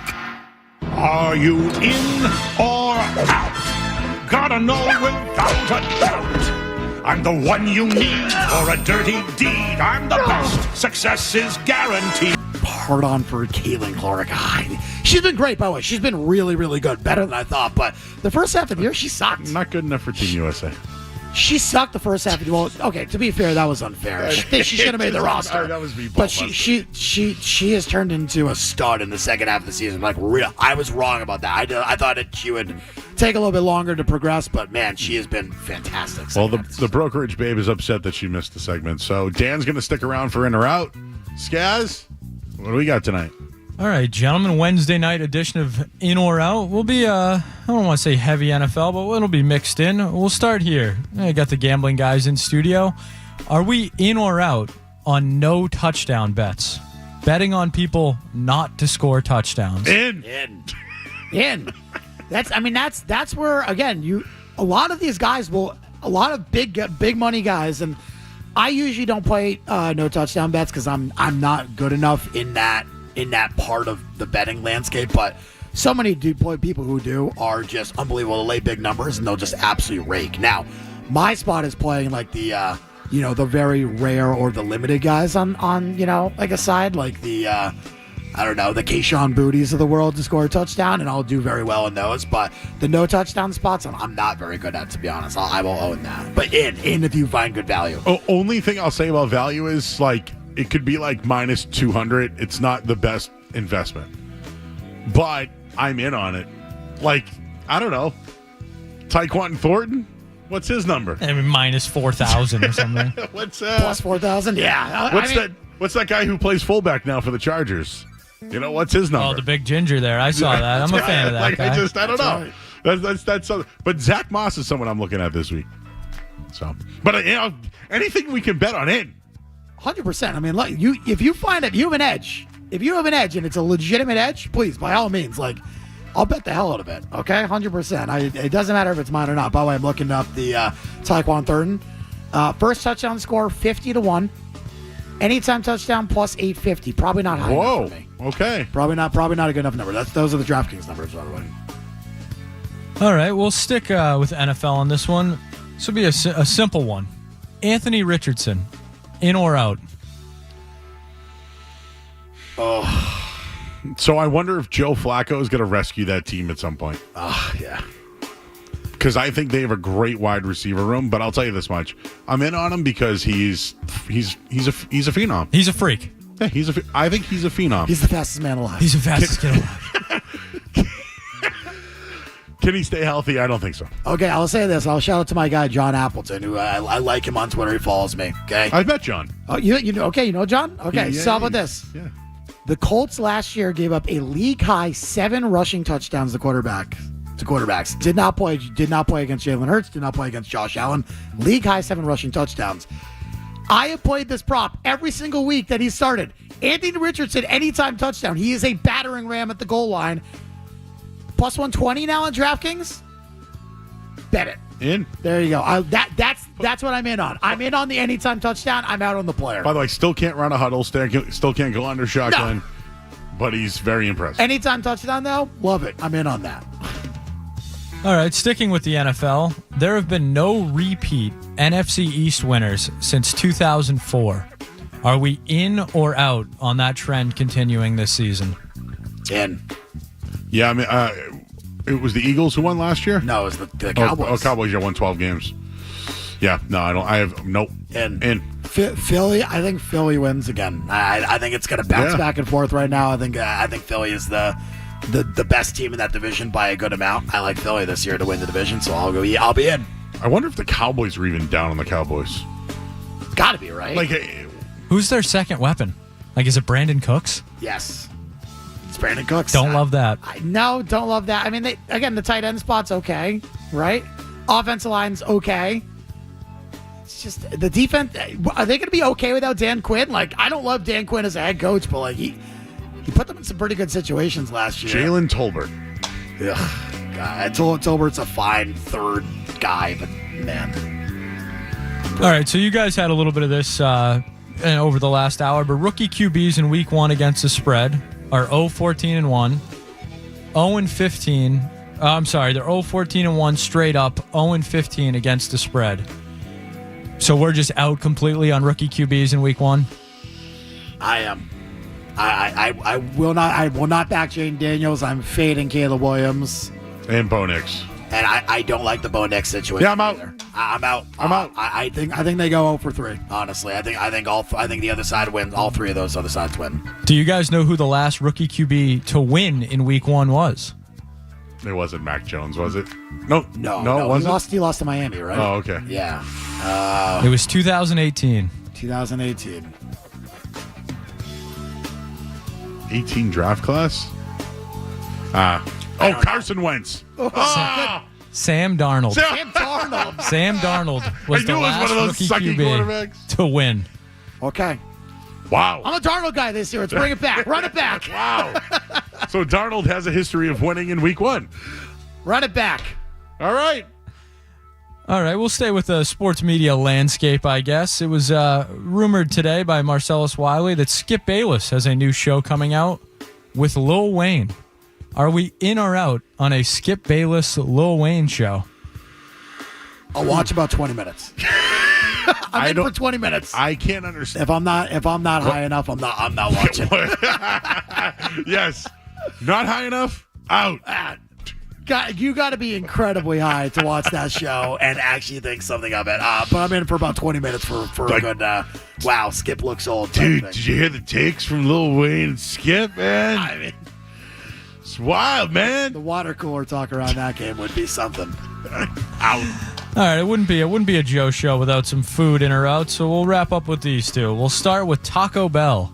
Taco Bell has launched a limited run Baja Blast gelato. Are we in or out on a Baja Blast gelato? In. I have tried really hard to lose weight the last year or so. You look good, Dan. I'm down a lot. You look down. I'm down a lot. I'm down 125 pounds. So you can afford to have a Baja Blast gelato. I absolutely hate you for asking me this question right now, Skaz, because I want a Baja. I want this so The Baja effing bad. Blast is, again, I gave up soda, so I haven't had one in a long time. It is just tremendous. But if I can have it as a gelato, it's not soda, right? Oh, I mean, it's gelato. You and your qualifiers. Yeah, you're right. Talk about a loophole. Yeah. I'm always looking for the loophole, baby. Always looking for the loophole. I am so in, but I won't have it. But boy, do I want it. I want it something fierce, but I won't have it. But tell me, Joe, you tell me how it is. I'll live vicariously through you, okay? It's just, again, it's not soda. Oh, God, I want it. All right, Dan, then you're really not going to like this one. This one, Joe Murray put in Slack 13 hours ago. So bright and early. A food thing from Joe Murray. I saw something at 7:30 a.m. and I moaned. I went, oh. And that moan would be because there is a bacon lasagna burger. It is a pound of ground beef with six strips of bacon cooked and crumbled. Are we in or out on the bacon lasagna burger? I have heart pain from thinking about that. Just think of a lasagna hold on. with bacon on a burger. Where is it from? I don't know. Where is this? Fratelli's. Fratelli? All I received was a picture of the item from Joe and a brief description. Okay, well, if it's like McDonald's, then I'm out. No, it's not. It's not. This is a quality burger. Looks like a restaurant, like a real restaurant. It's a quality burger. I will try anything. It's like a lasagna on a bun with bacon. It does not fit my my nutritional standards right now, so I won't eat it. But hell yeah, I'm in on that. That sounds unbelievable. Are you kidding me? The fat guy in me is just doing jumping jacks right now. Yes, in. I would absolutely have that. What's worse, the lasagna, the sauce, or the bacon, or the roll? Lasagna. Gotta be. Yeah. It's gotta be lasagna, yeah. Honestly, the combo of the lasagna and the roll. What kind of roll are we rocking here? I mean, I'd really love some sweet Hawaiian rolls. I love sweet Hawaiian. Sweet Hawaiian with the little sweetness with the lasagna. Double the moan. Two fat guys voting over food is the best. Oh, a little scally bread. I don't know, man. You can mix up the bread if you want. I'd be a sweet Hawaiian would be my first choice if you're asking me. Or honestly, like something like incredibly stupid One more for you, Dan. Okay. Do you think that Matt Patricia is on underdog because, or do you think Bill Belichick took the job to give Matt Patricia a job? Like, why is he doing the underdog? No, but maybe. Like I want to say 6 jobs. I want to say no, man. I want to say no. I'm gonna say no. I mean, the fact that like me and Patricia actually like kind of look similar is like borderline horrible for me. But he is my Halloween costume every year, so I can't hate it. I'll say no because I respect Bill too much to believe that to be true. So I'm going to say no. I'm going to go with no. All right. But it wouldn't shock me if it was yes. All right, he's Dan Lifshatz, everybody. Podcast will be out. Listen to him Saturday morning with Kendra starting at 7 a.m. This was fun. I'll be thinking of the lasagna bacon roll. Ugh. What do you call that? A pork roll? A La Porca? Got to come up with a good La Porta. Sam Laporta. All right, we're going to talk to Tregs. Mike Petraglia. He's out in Ohio. We'll get a look at the Cincinnati Bengals. We'll do that coming up next here. Who you got? 5 The Sports Hub. Don't go anywhere. There's more Joe Murray. On the way on 98.5 The Sports Hub.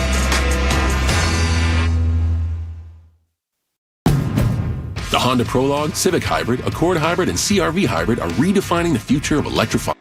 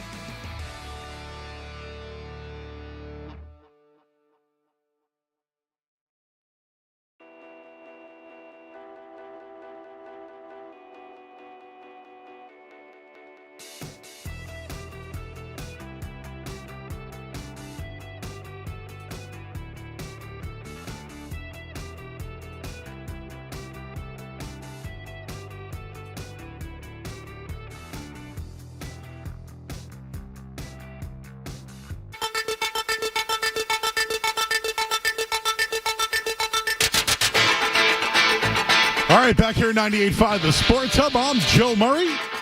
Here tonight until 11 o'clock. We've been doing a ton of Week 1 NFL. I gave you my side of the Patriots and Bengals matchup. Why don't we go to the Volkswagen Dealers Expert Hotline right now? Welcome in a guy who knows a little something about the Patriots in Boston, currently covering the Bengals for the Jungle Roar podcast. It's Mike Petraglia. What's going on, Mike? Welcome to the show tonight. Joe, how are you doing? How is my Boston audience doing? Well, we're all in fear of Hubbard on one side and Hendrickson on the other.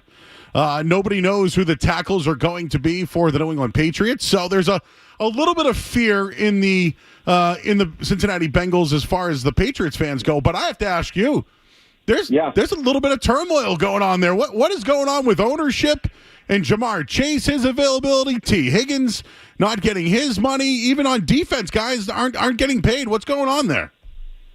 It's what happens when you pay a franchise quarterback $219 million guaranteed, $275 million extension over 5 years. At least that's what happens when you speak to Bengals ownership about that. As Mike Brown famously said at the start of this season, the pie is only so big, and there's only so much of that pie to go around. That's ownership's answer to that.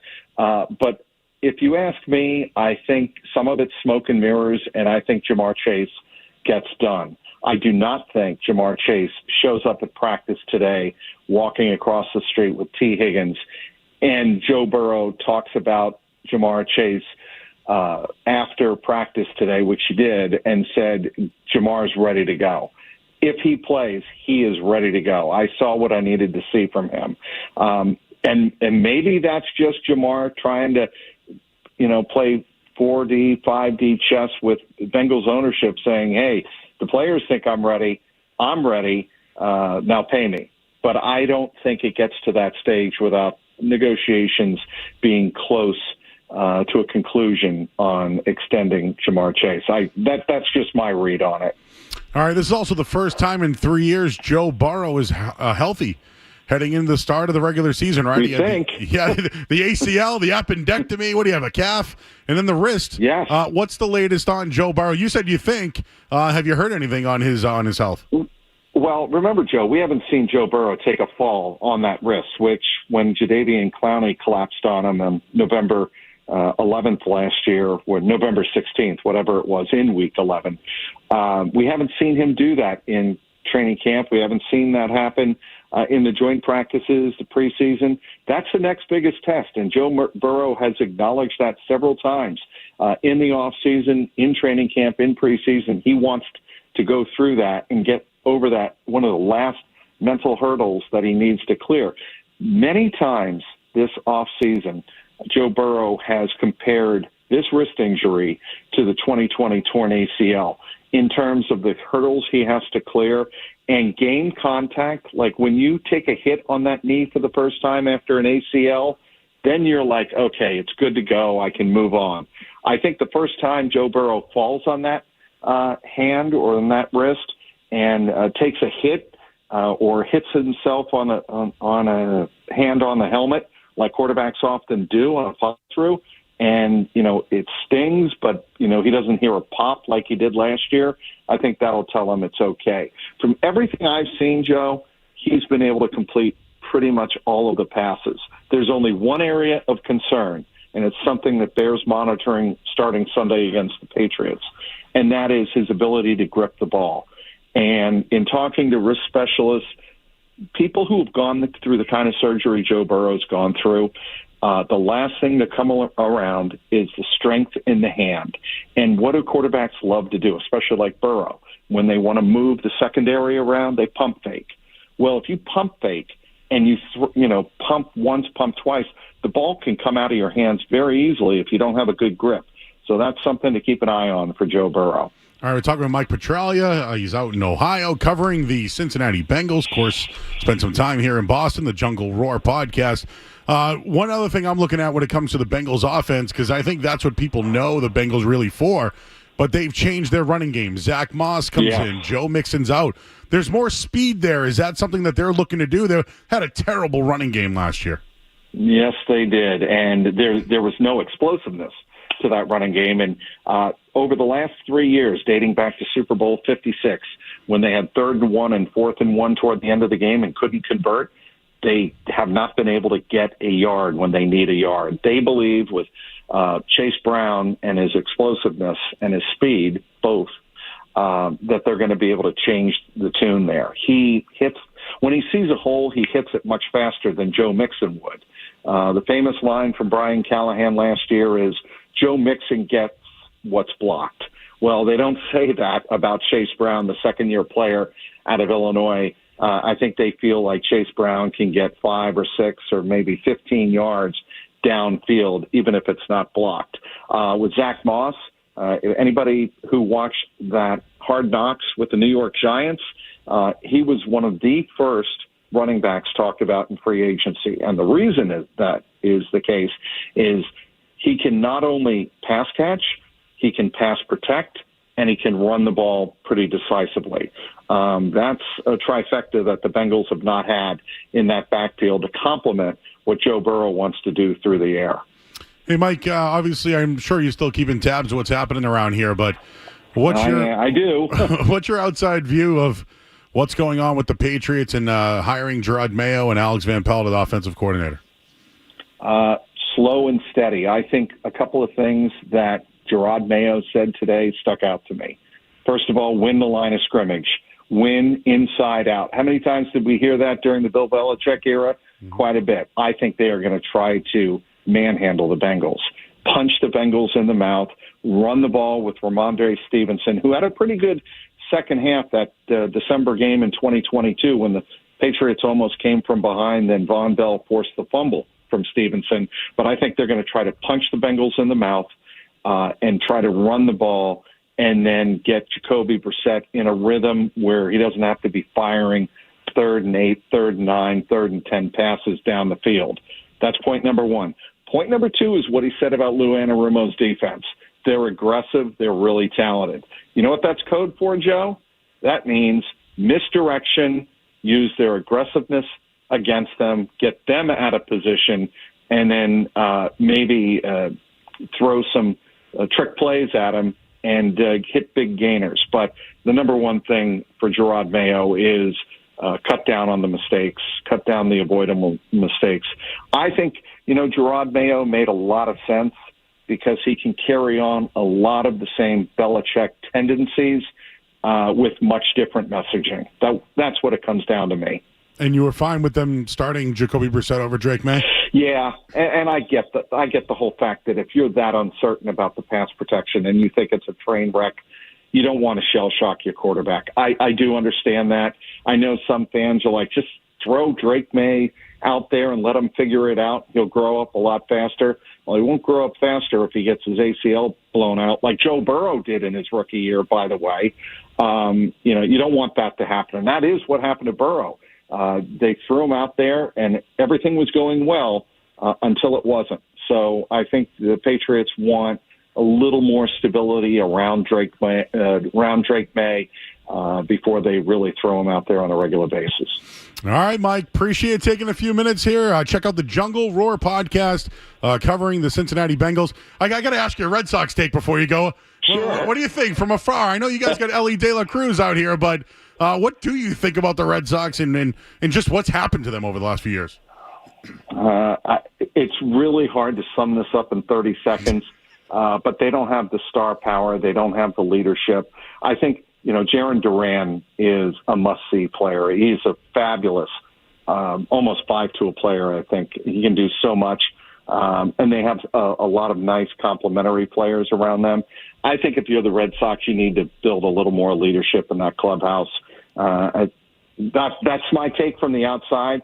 Rafael Devers is a terrific ball player, but is he a leader? I think you need a little bit more leadership in that clubhouse. That's what made those 03, 04, and the teams throughout the 2010s so great is it seemed like they had an abundance of leadership in the clubhouse. All right, he's Mike Petraglia. Everybody check him out, Jungle Roar Podcast. Mike, appreciate you taking a few minutes here in Boston, and good luck this weekend. All right, Joe. Take care. Enjoy the season. You got it. He's Mike Petraglia, Trags, everybody. You guys remember him. Former Boston guy, now covering the Cincinnati Bengals.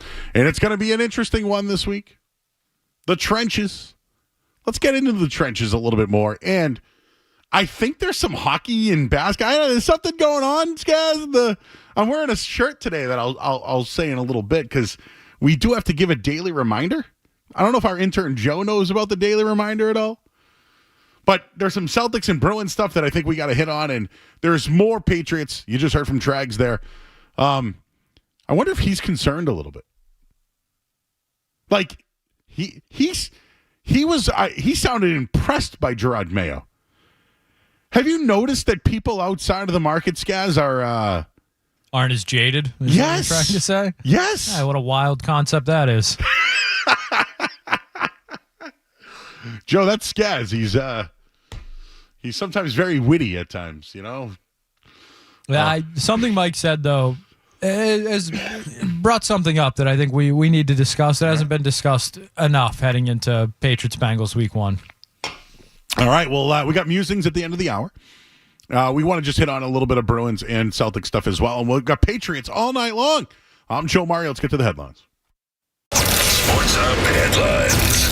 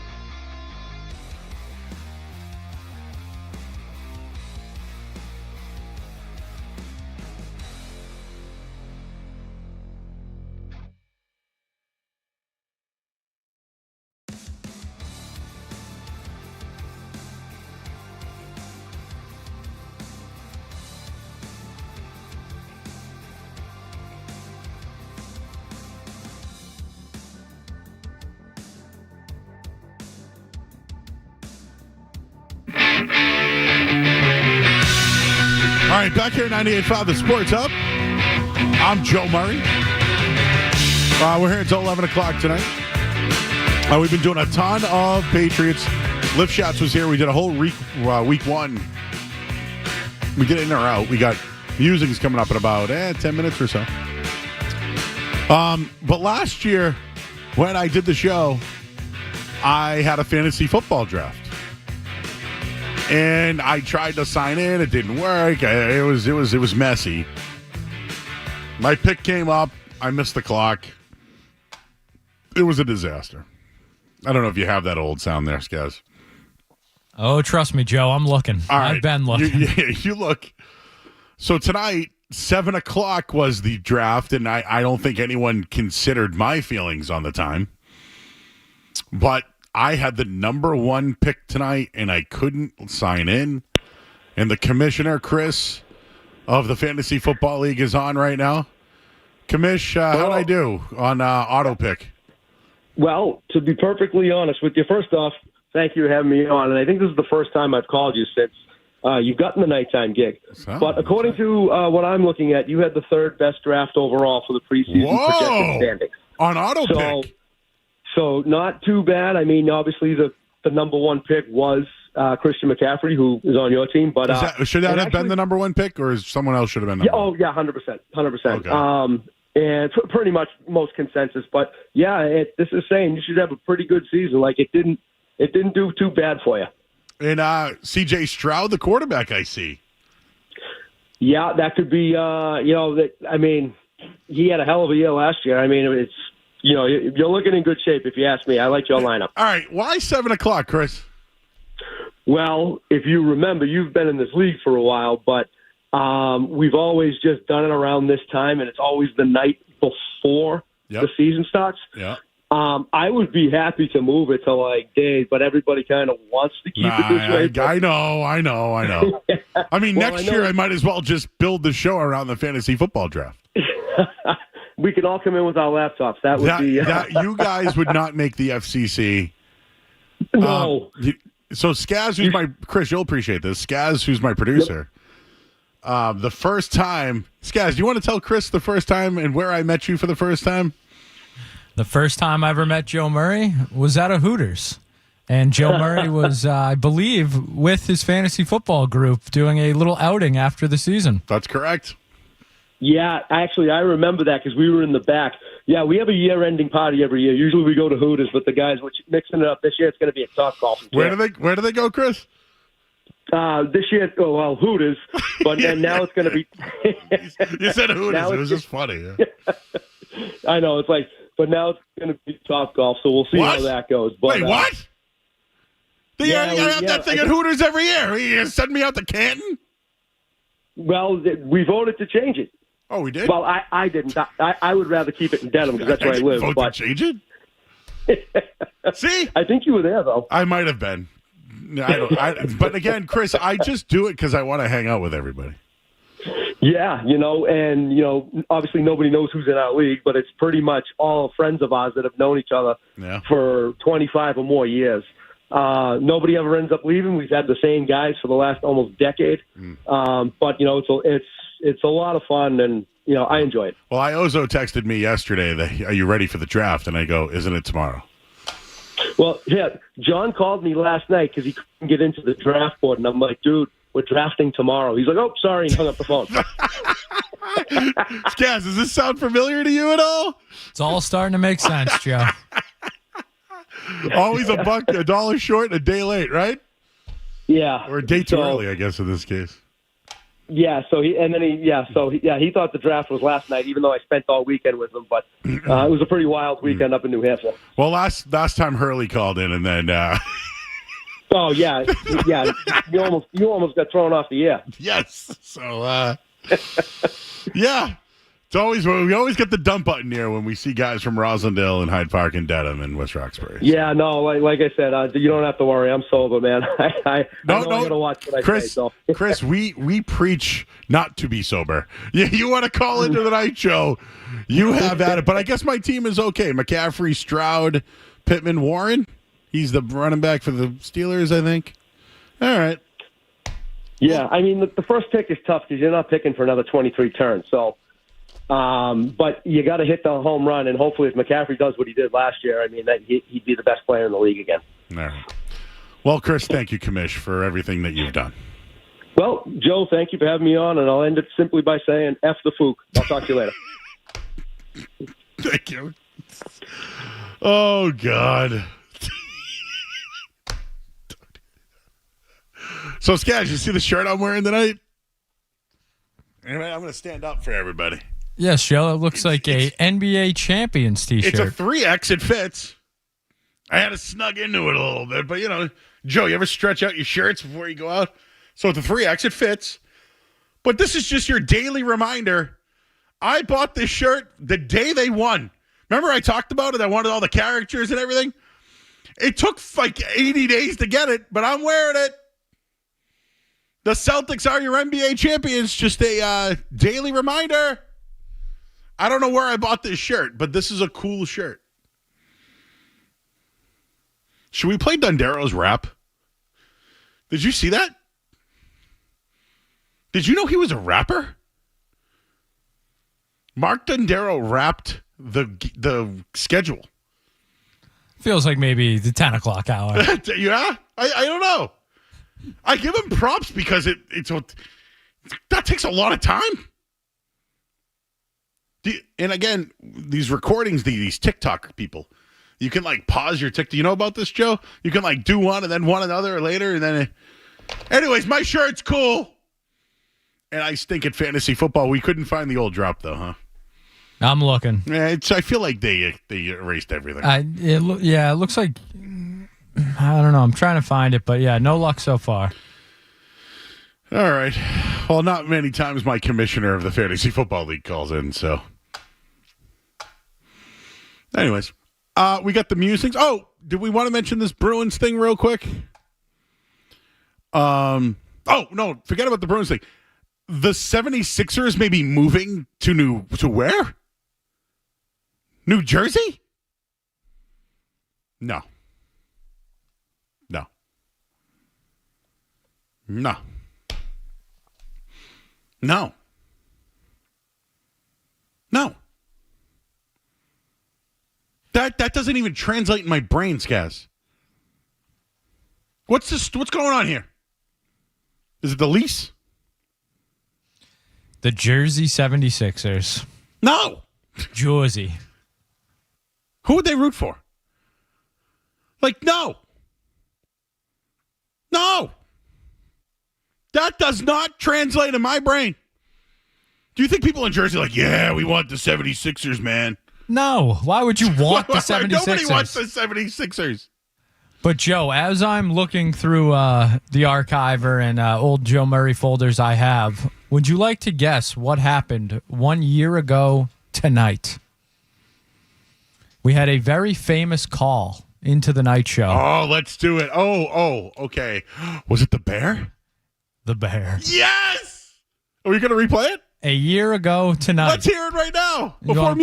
Let's go right into musings, which comes up next. Joe, this call is like 9 minutes long. What's the best that we have? Oh, we'll play it in musings. We'll do it later. Yeah, we'll do it later.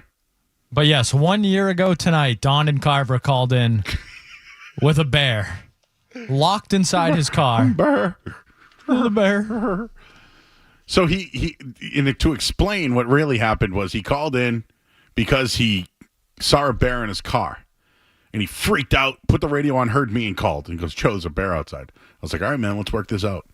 I stayed on with him. He went back in the house, and then he realized his car was still running, and he couldn't shut it off. And I said, dude, just hit the brake. And it shut off, and like, holy mackerel. I know a little thing about cars. Let's do the musings. Coming up next, here on 98.5 The Sports Hub. More Joe Murray coming up on the Sports Hub.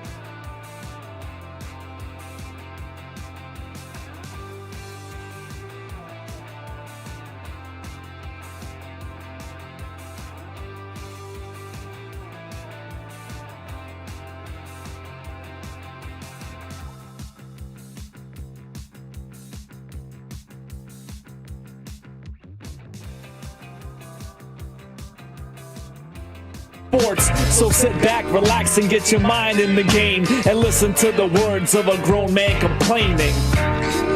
All right, 98.5 The Sports Hub. I'm Joe Murray. Skaz is here. We have a new intern, Joe. This is what I know about him. He lives near New Bedford. He goes to Dean. He likes soccer. Fairhaven, Joe. Fairhaven. Close enough. Which they don't have pizza there, though, do they? No. That's not the one I'm thinking. New Haven, I'm thinking. Yeah, that's a different Haven. Well, anyways, we'll find out more about Joe at some point. But he's here. It's his first day, so hi, Joe. All right, Skaz, you had one from over the weekend. I had one from over the weekend. So I think normally, lately, because we do these every night, now it's like stories kind of get brought into it more than just, because it's hard to just bitch all the time, you know? Sometimes. But you had one, so I liked yours, and I think that we should discuss it. Yes, Joe, and mine escalated this morning. So, well, escalating is a strong word, but yes. So basically, I won't name any companies or anything like that, but I ordered an item. It was supposed to be a gift for someone. I ordered an item. The item showed up. It was the wrong color. So I got in contact with the company. I'd like to return this item. I'd like to exchange this item for the correct color. Said, okay, no problem. Sent me the, packaging. They didn't send me anything. They email you the packaging slip, bring this to the post office. Here you go. Mail it back. We'll send you the correct item. So I go through that process over the weekend. I mail them the item back, and they decide to give me less credit than what I paid for the item because of the packaging slip. So let me just understand this. Let's say you paid $50 for something. You want to return it, but they're going to give you $37.80 instead of $50.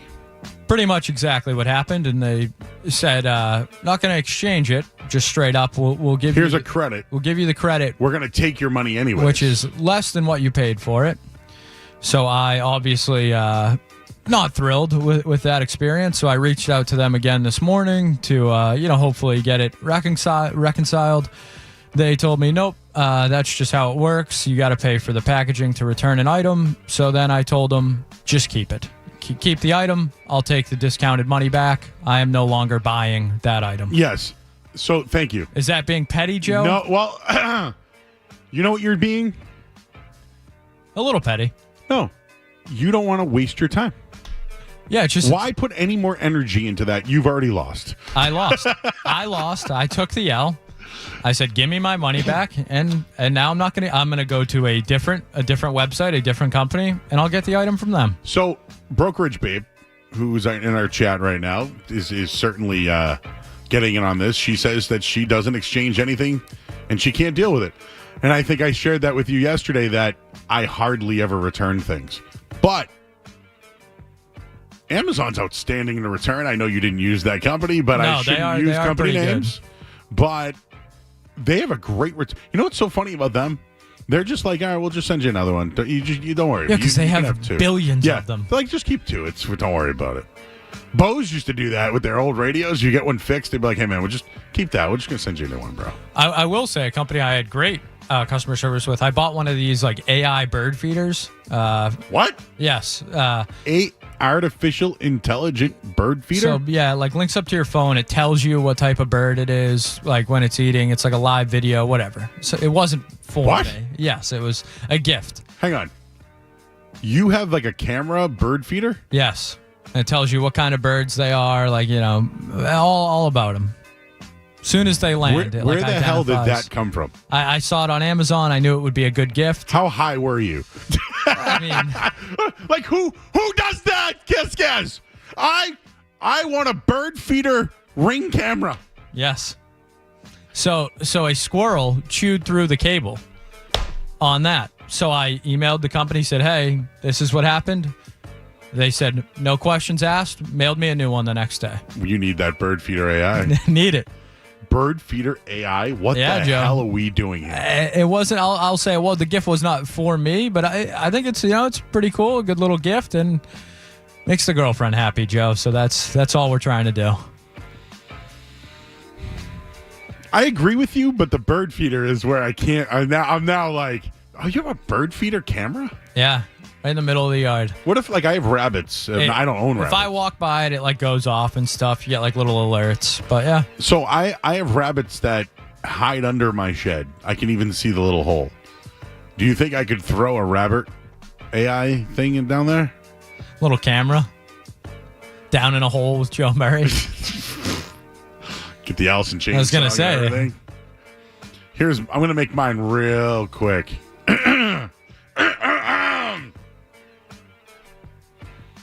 I was hankering for a hunka. It was 1:40 p.m. I had to work at 2 o'clock last Friday. I had a hankering.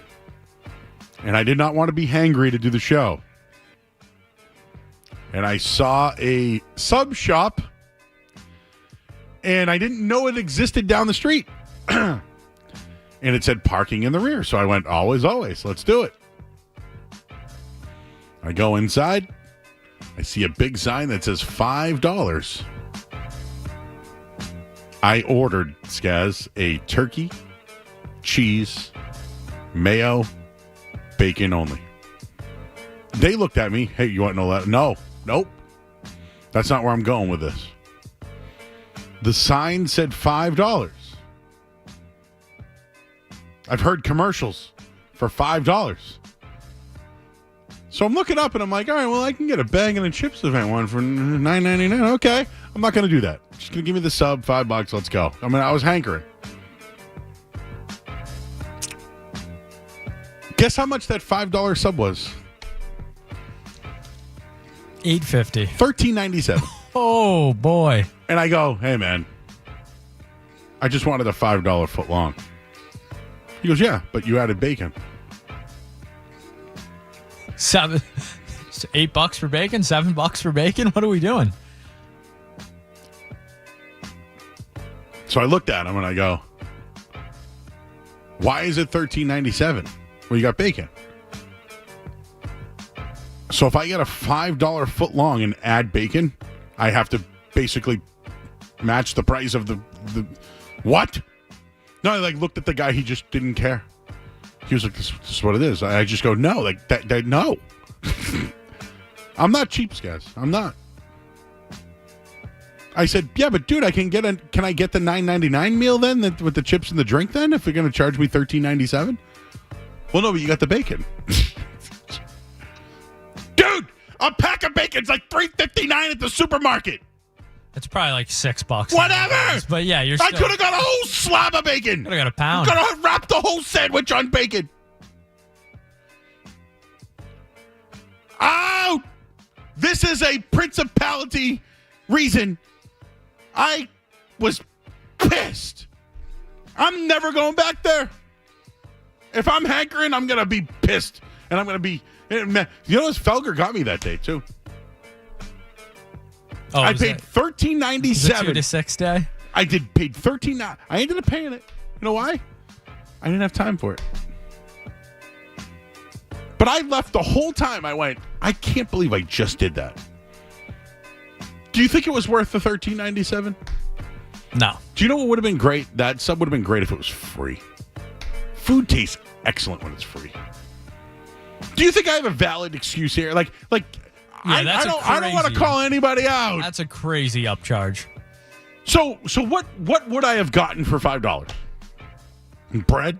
Pat on the back, maybe. I don't know. Bread? Would they have given me the bread for $5? But I just wanted to jump in. This sign said $5. Yeah, false advertising there. What if I got the meatball, which I love? Yeah, and bacon? No. $5. Just Parmesan cheese. By the way, do you go extra Parmesan? Not extra. So like when you get a meatball, you just want meatballs in like folded cheese? No, like a little sprinkle of Parm, but nothing. The sprinkles. Nothing okay. crazy. So a little sprinkle. Yeah. Do you like it when they put it in like a saran wrap and then put it in the little like sub holder? That's fine. I'll tell you what I don't like is when you ask for mayo and they put the mayo on last and they put it like on the meats or like in the middle of the sandwich. No one should make a sandwich that way. Just put it right on the bread. I got fleeced over a $5 footlong. And I just want everyone to know out there, I paid it. You know why? Because ain't nobody got time for that. Ain't nobody got time for that. Can I'm going to take this. Zach's in Woburn. Hi, Zach.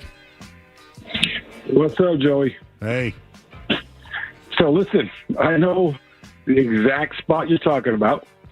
I work right up the road. I've worked there for years. And the exact same thing has happened to me. I get the cold.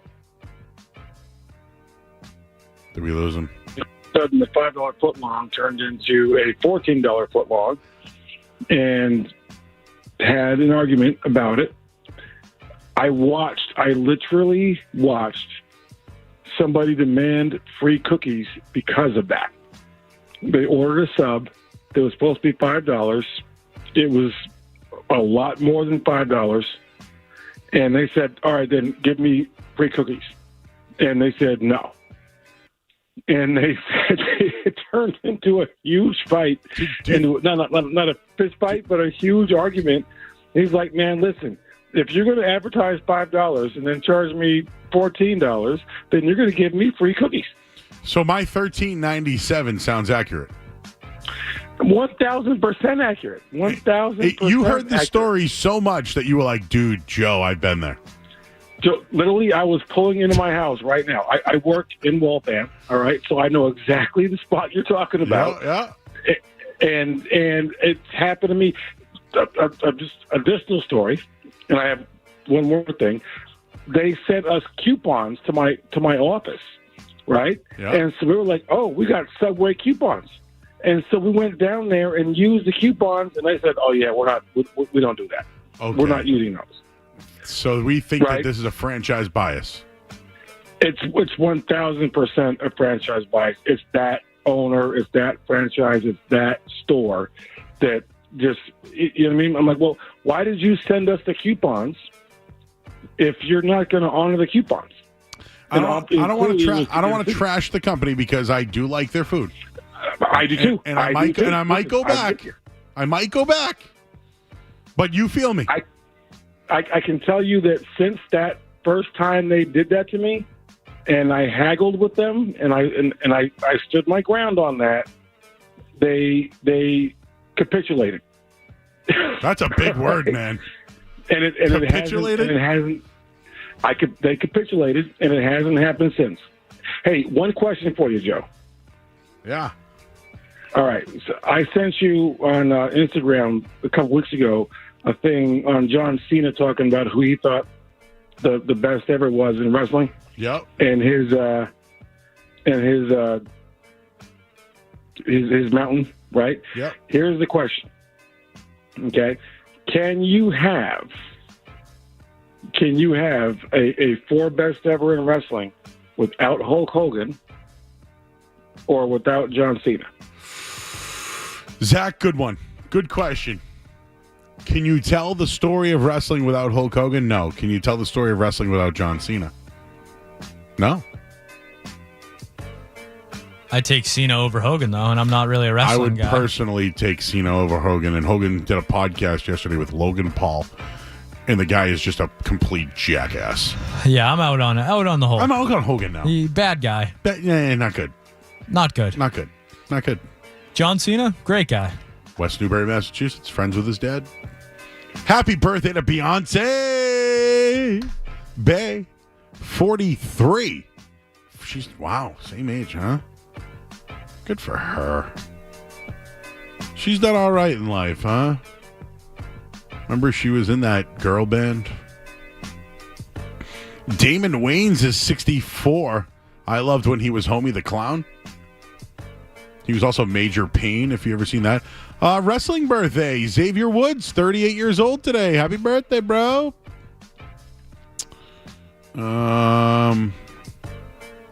What else do we have for tonight? I already mentioned Damon Wayans. Wes Bentley's 46. Whitney Cummings, 42. So I didn't realize she was the same age as us. Any other birthdays for you, Skaz? You got Mike Piazza. Ooh, Hall of Famer. Once got a bat thrown at him by Roger Clemens. That was probably Team Piazza in that one. Tom Watson, pro golfer. Legend. What's he, like 75? I just see his birthday. Paul Harvey, he's a news commentator guy. Joe, I got one for you. How about it is Dean Pease' 75th birthday today? Great defensive coordinator, won some rings with the Pats. No, he did not go to Dean, Joe. That's his first name. Another Ohio guy, though. Dunkirk. That's right. Kent State coach.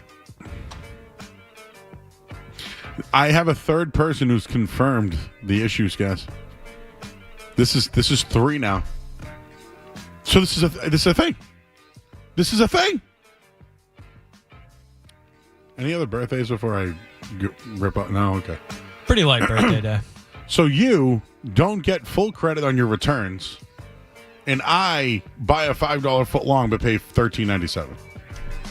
And I'm not the only one. I'm not the only one that goes to somewhere for you. I just want bacon and turkey cheese with mayo. You charge me $13.97 for a $5 foot long. Final hour of the night. We went a little late there. I'm sorry. I'm Joe Murray. Let's get to the headlines. From the Town Fair Tire Studios, the Patriots. Into the end zone. Here. Touchdown for the Patriots. WBC FM and HD Boston 98.5, the Sports Hub, a Beasley Media Group station. Sports Hub headlines.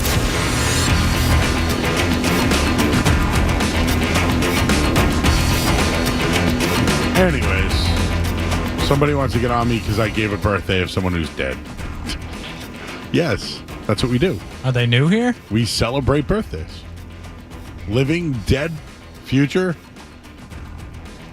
past, present. I might not even give you the right date, but I confirmed it. Red Sox lost 8-3. It was 4-3. What the hell happened? I'm not going to even look it up. So they're done, probably. They're 70-70 now on the year.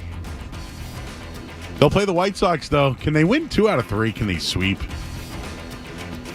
Does it matter? Can you bet that? Does it even matter? Would you even bet it? No. I got to get a line for tomorrow. I don't even know who's pitching anyways. Patriots and Bengals play Sunday. Headlines, they are brought to you by Safety Insurance, providing comprehensive coverage for your auto, home, and business. Ask your independent agent about safety. I'm Joe Murray. Next update soon. You want to talk sports? We want to talk sports. Squeeze the chicken and open the mouth. It's like we were meant for each other. This is why you need us. 98.5, the Sports Hub. But I don't like to mess with people who touch food. You never know where these people could go. I did work in a McDonald's once.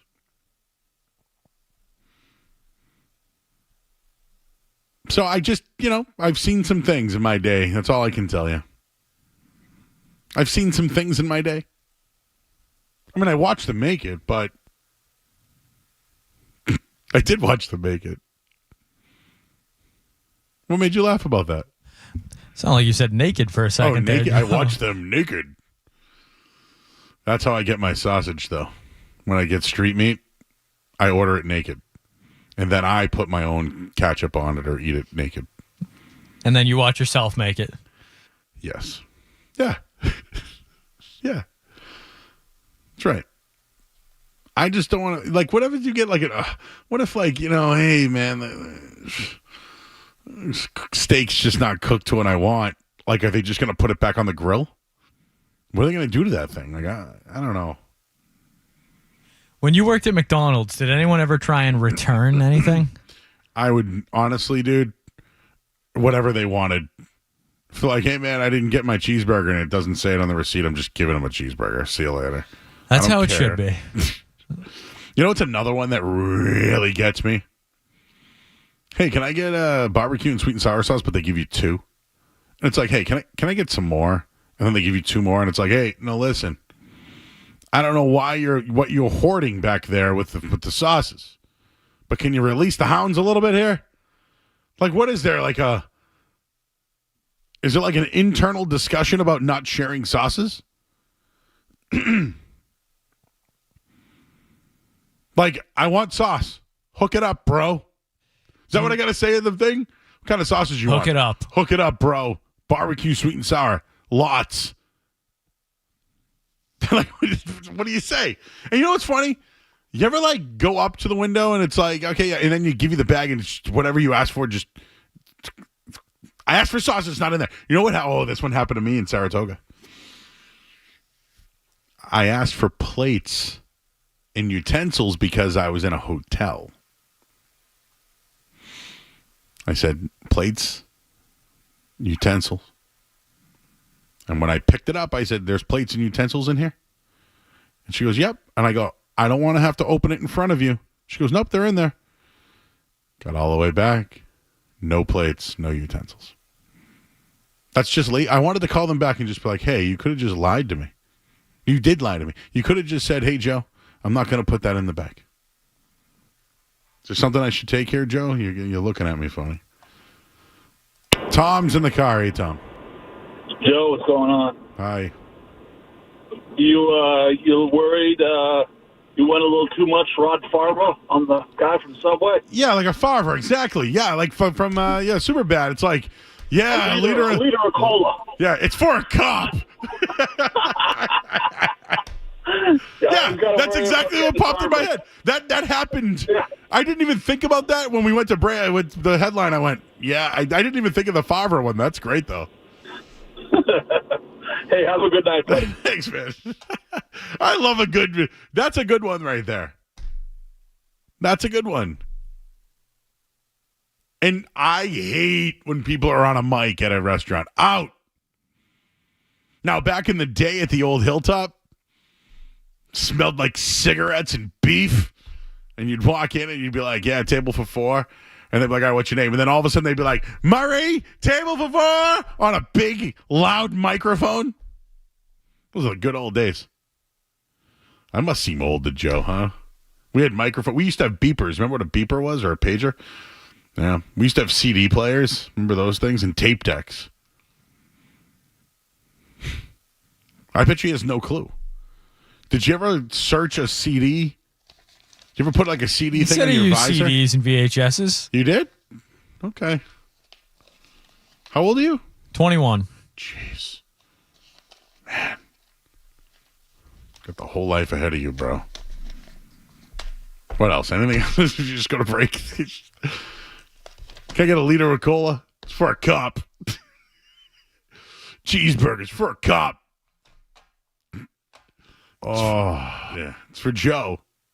He wants a $5 footlong. Just charge him $13.97. That's a true story, everybody, and it's been validated by 3 different people.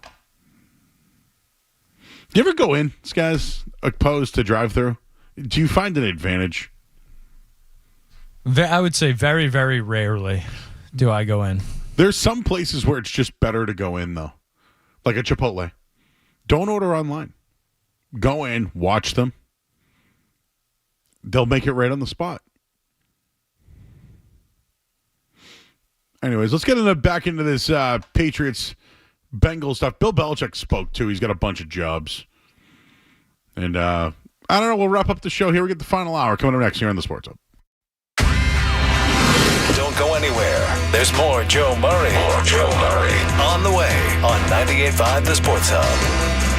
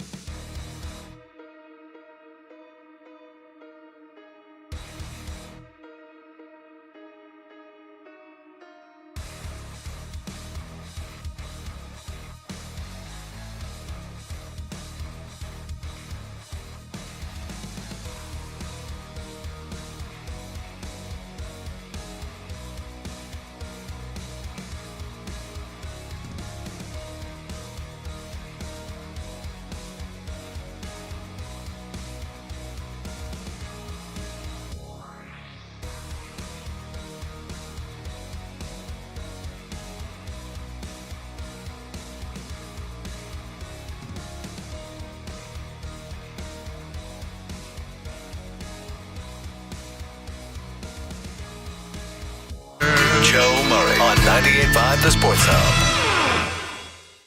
Hello, everyone. Surprised to see me here? Well, I am too.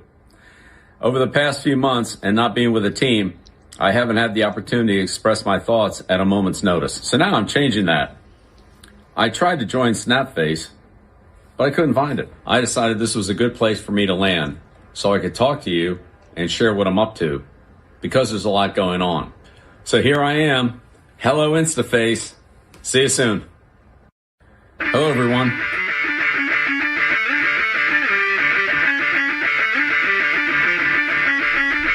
Bill Belichick. Hello, everybody. I'm Bill Belichick, and I have Instaface. Are you following him yet, Skaz? That would be a no, Joe. Me too. I didn't follow him either. Now he's selling out, huh? Like, now Bill Belichick's selling out? If I gave you a betting line, Joe, let's say 5 years ago, who will join social media first? Bill Belichick or Michael Felger? Who would you have taken? Felger. Me too. And now here we are in 2024, and Bill Belichick is everywhere. I think Belichick has more jobs than the Patriots will have wins this year. It's not a high bar, but I'd agree. No, like it's that's how many. Again, last night I made the joke about did he take the underdog job just to get Matt Patricia a gig? I mean, Josh McDaniels getting paid to do nothing. I mean, he's making like $8 million a year or something. See, I still think McDaniels is a good coordinator. No, Joe. No. So you okay? Let's talk about this. You're at the point in your life where everybody was created because of Tom Brady. I think that's a little strong, but Josh McDaniels, we've seen it, Joe. We've seen the Josh McDaniels experience without Tom Brady. It does not work. 1 year with Cam Newton, 1 year with Jimmy Garoppolo, 1 year with Mac Jones. But those weren't good seasons. 1 year they went to the playoffs, though. Yeah, how'd that go? That did not go well. They lost to that team that Bill Belichick, remember, he crapped all over Josh Allen. You know what I hated about that game? Remember how like BC the other night just did wheel routes and Florida State just couldn't stop it? They would do this play in the flat to the outside sideline, and it was always, what's that guy's name? He's not on the team anymore. Miles Bryant. It was just always, where is Miles Bryant? Like, do these guys exist anymore once Belichick goes away? Yeah, Belichick's giving everybody else a job. Maybe you can give him one too. Actually, let's look at Miles Bryant. Miles. Is he still in the league? Houston Texans. Go figure. That dude gave up so many plays in the flat to the sideline, it drove me crazy. Belichick's got another job, everybody. Where are you on Bill Belichick, Joe? The media, the Instagram stuff. Is it too much? Is it too much, Bill? Yep. But you know what? I think he deserves it. I think in the long run, you may not, because you're here. I work the games and it's weird. I'm over it. Like, Skaz, I'm convinced he burned that thing to the ground himself. Like, I think Belichick last year did not coach. I think he just was like, okay, is this what everybody wants to do? All right, let's go do it. I honestly think that guy could win 7 games with his pinky finger. And last year, he just tanked because he never wanted... Again, I know it's crazy, but he wanted Patricia back. And they just were like, nope. And then once Bill O'Brien came in, it was so bad. So, yeah, I still think Belichick can coach guys. But is it overload? Absolutely. Was Brady overload? He was everywhere, right? Right when he retired? He was everywhere. Was he like this, though? Not, was he not, taking not jobs? not like this. Not like this. Bro, can I have... Hey, guys, how about he gives us one of the jobs, you get one of the... That'd be great. What does he need? He doesn't need the money. I'd take the paycheck. I don't know if I want one of these Belichick. I don't want to stand next to Matt Patricia for 2 hours. I bet he's getting paid well. Take the paycheck, but I'm all set there. That could be an article. 300 words. Too much Bill Belichick? He's not coaching, but are we getting too much of him? He's on Instagram now. He's going to be on a scratchy show. He's going to be with Peyton Manning on Monday nights. He's going to be on some CW show. So the end game underdog is what? That he stays in the public eye enough that nobody forgets about him and he gets a job next year, right? Yes, and that's why I'm trying to tell you is that you might remember everything from last year and how he destroyed the franchise, while others will look at Kraft as the problem. And I stand on the Kraft side of the street. But the Patricia offensive thing, that was... I'm going to look back on it and wonder if he just did that out of spite to Kraft. That is unexplainable. That derailed the franchise. You want to talk about franchise-altering moves, guys? Implementing Matt Patricia as the offensive coordinator killed their offensive line. And you know what? They even scrapped it in preseason. Do you think that's a reason why he didn't get a coaching job? Because I do. I think Kraft had something to do. So I think the Falcons made the right move. They went with a young offensive mind with a coach. Take the Falcons out of it.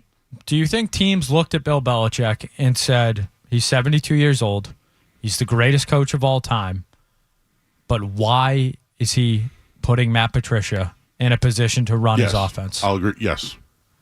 But the other thing is I feel like he could sabotage your team.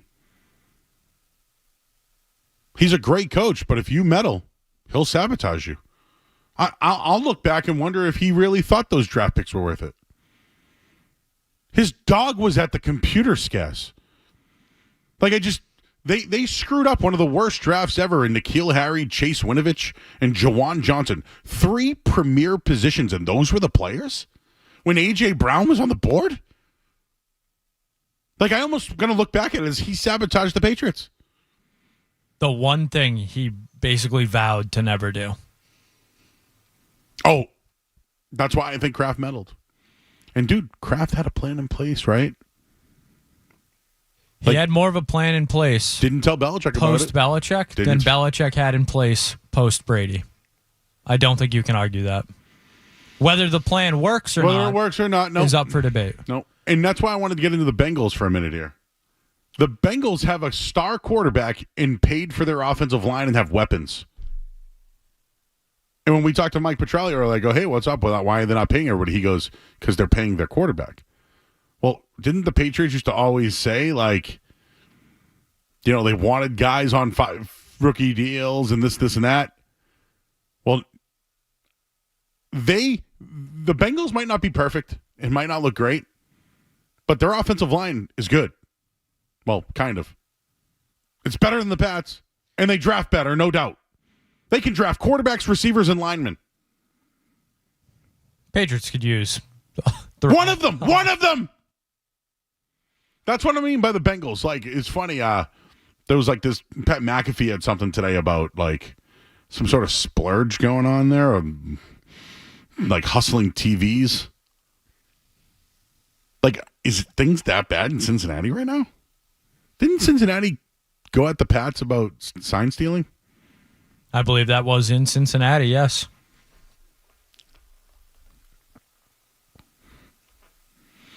Wonder do we just bring that back up? Yeah, but what that's I don't that they got caught doing it. They got caught doing it too. Old regime. Okay. New regime. I just bringing up old stuff again.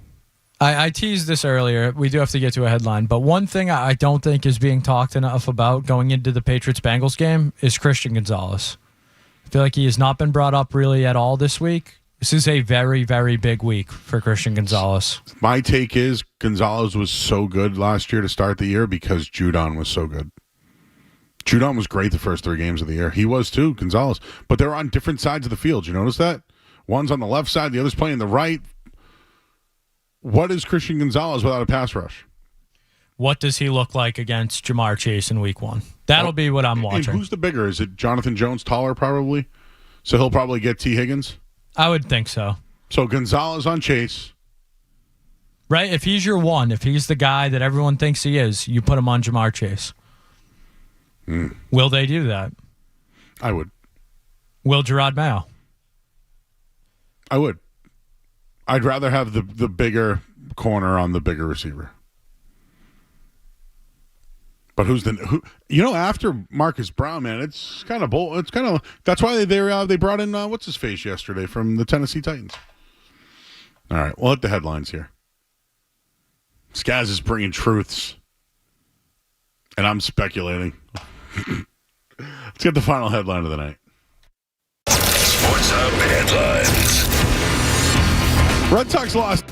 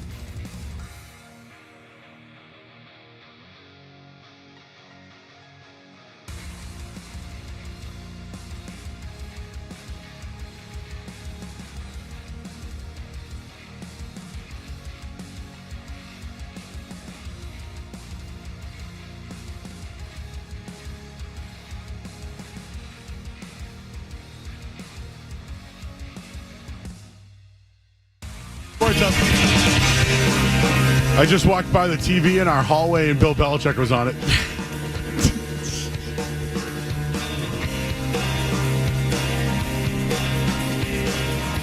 Oh, I can't wait for week 1, man. Tomorrow night, we'll be here for you. We'll be hanging. If you guys just want to watch the game and hang out, that's what we're going to do. Someone just sent me the Favre. Does that look like spit to you? And a guy called in. He wanted to talk about road trip, but I don't know what he meant by it.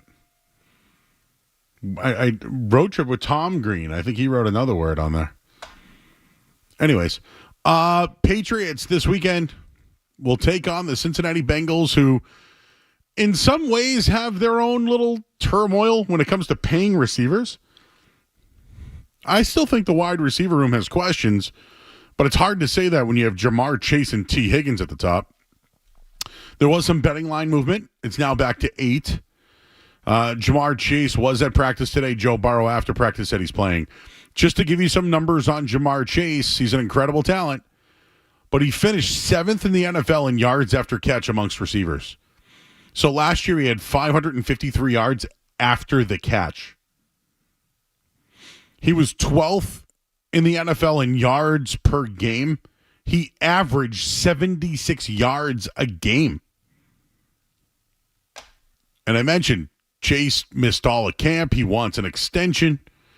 Zach Robinson said he may play. And again, Burrow today. Another thing is, this is the first time in 3 years Joe Burrow has been healthy heading into the start of a regular season. He had a torn ACL in 2021. He had the appendectomy in 2022 and a calf strain in 23. He had a wrist injury that ended his season last year. We talked to Mike Petraglia, who covers the Bengals in Ohio, and he said that we still have not seen Joe Burrow take a hit and fall on his wrist.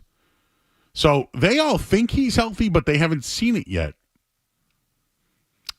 But it helps to have T. Higgins, Zach Moss, the kid Brown I loved at Illinois. Like, that dude's got speed, and I think he's going to be a player at some point. But I still think they're a little slim at some positions. Tight end, Mike Gesicki's like their starting tight end. I think he sucks. You mentioned Christian Gonzalez. Well, Jonathan Jones and Marcus Jones, they should have a pretty busy day. And when it comes to their secondary, I think they're thin. Or at least thinner than they've been. Jabril Peppers will play. Kyle Duggar will play. But that's a lot of thump, right? So they need some sort of free safety. So does Jalen Hawkins become that guy? And if that's the case with 3 safeties on the field, I already mentioned that the Bengals were one of the worst rushing teams in football last year. Will they be able to rush on the Pats?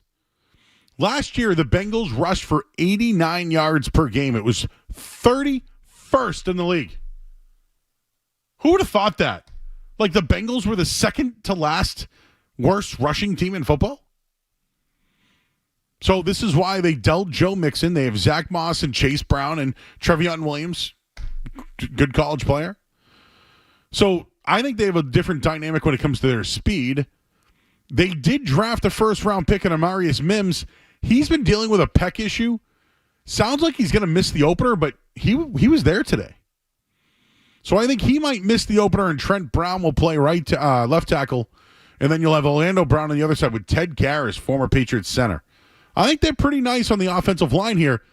But what about the Patriots' run defense? It's been stout. It really has. And Godshaw has been one of the better ringleaders there.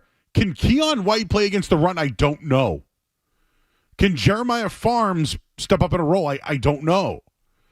Tavai's been pretty solid. Bentley's been pretty solid as far as run stuffers go. But with Barmore out, is this another thing to consider? And I'm telling you, I think the Bengals are going to try to establish the run. I do. So when it comes to their offense, they want to get their running game going, but they have big players that they can throw the ball to.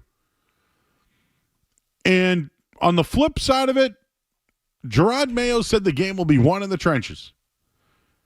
So Brissett's going to work behind a patchwork offensive line. And Trey Hendrickson had 17.5 sacks last year. Sam Hubbard's an absolute beast. They combined for 23.5 sacks last year. Cincinnati as a whole had 44 on defense. And Hendrickson also wants a contract extension, but he's going to show up because he's a baller.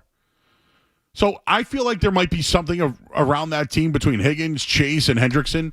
They're three best players outside of Burrow haven't gotten paid. There's something there. There's something there. But the Bengals last year were one of the worst rush defenses. And if the Patriots want to win in the trenches, they need to run the football.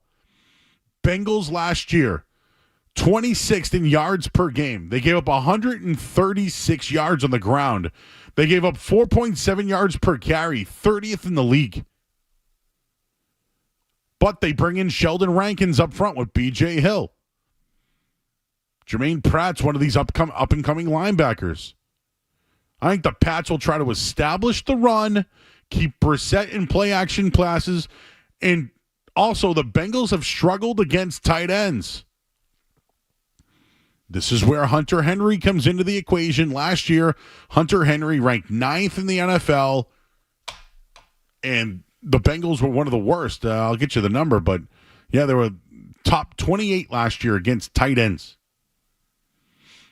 The Pats have some soft spots that they can attack. But I think really it starts with Hendrickson and Hubbard. If they're doing things and getting after the quarterback, they won't be able to run the ball. The Pats will they'll cover the Pats wide receivers. Brissett will hold the ball on too long and get sacked. But I think the number's a little too high. It's 8 now. I've given you the numbers when it comes to week 1 underdogs. Favorites of more than 7 points in week 1 win at a 34% clip.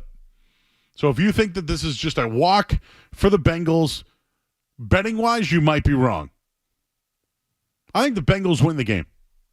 Do I think the Pats can stay in it?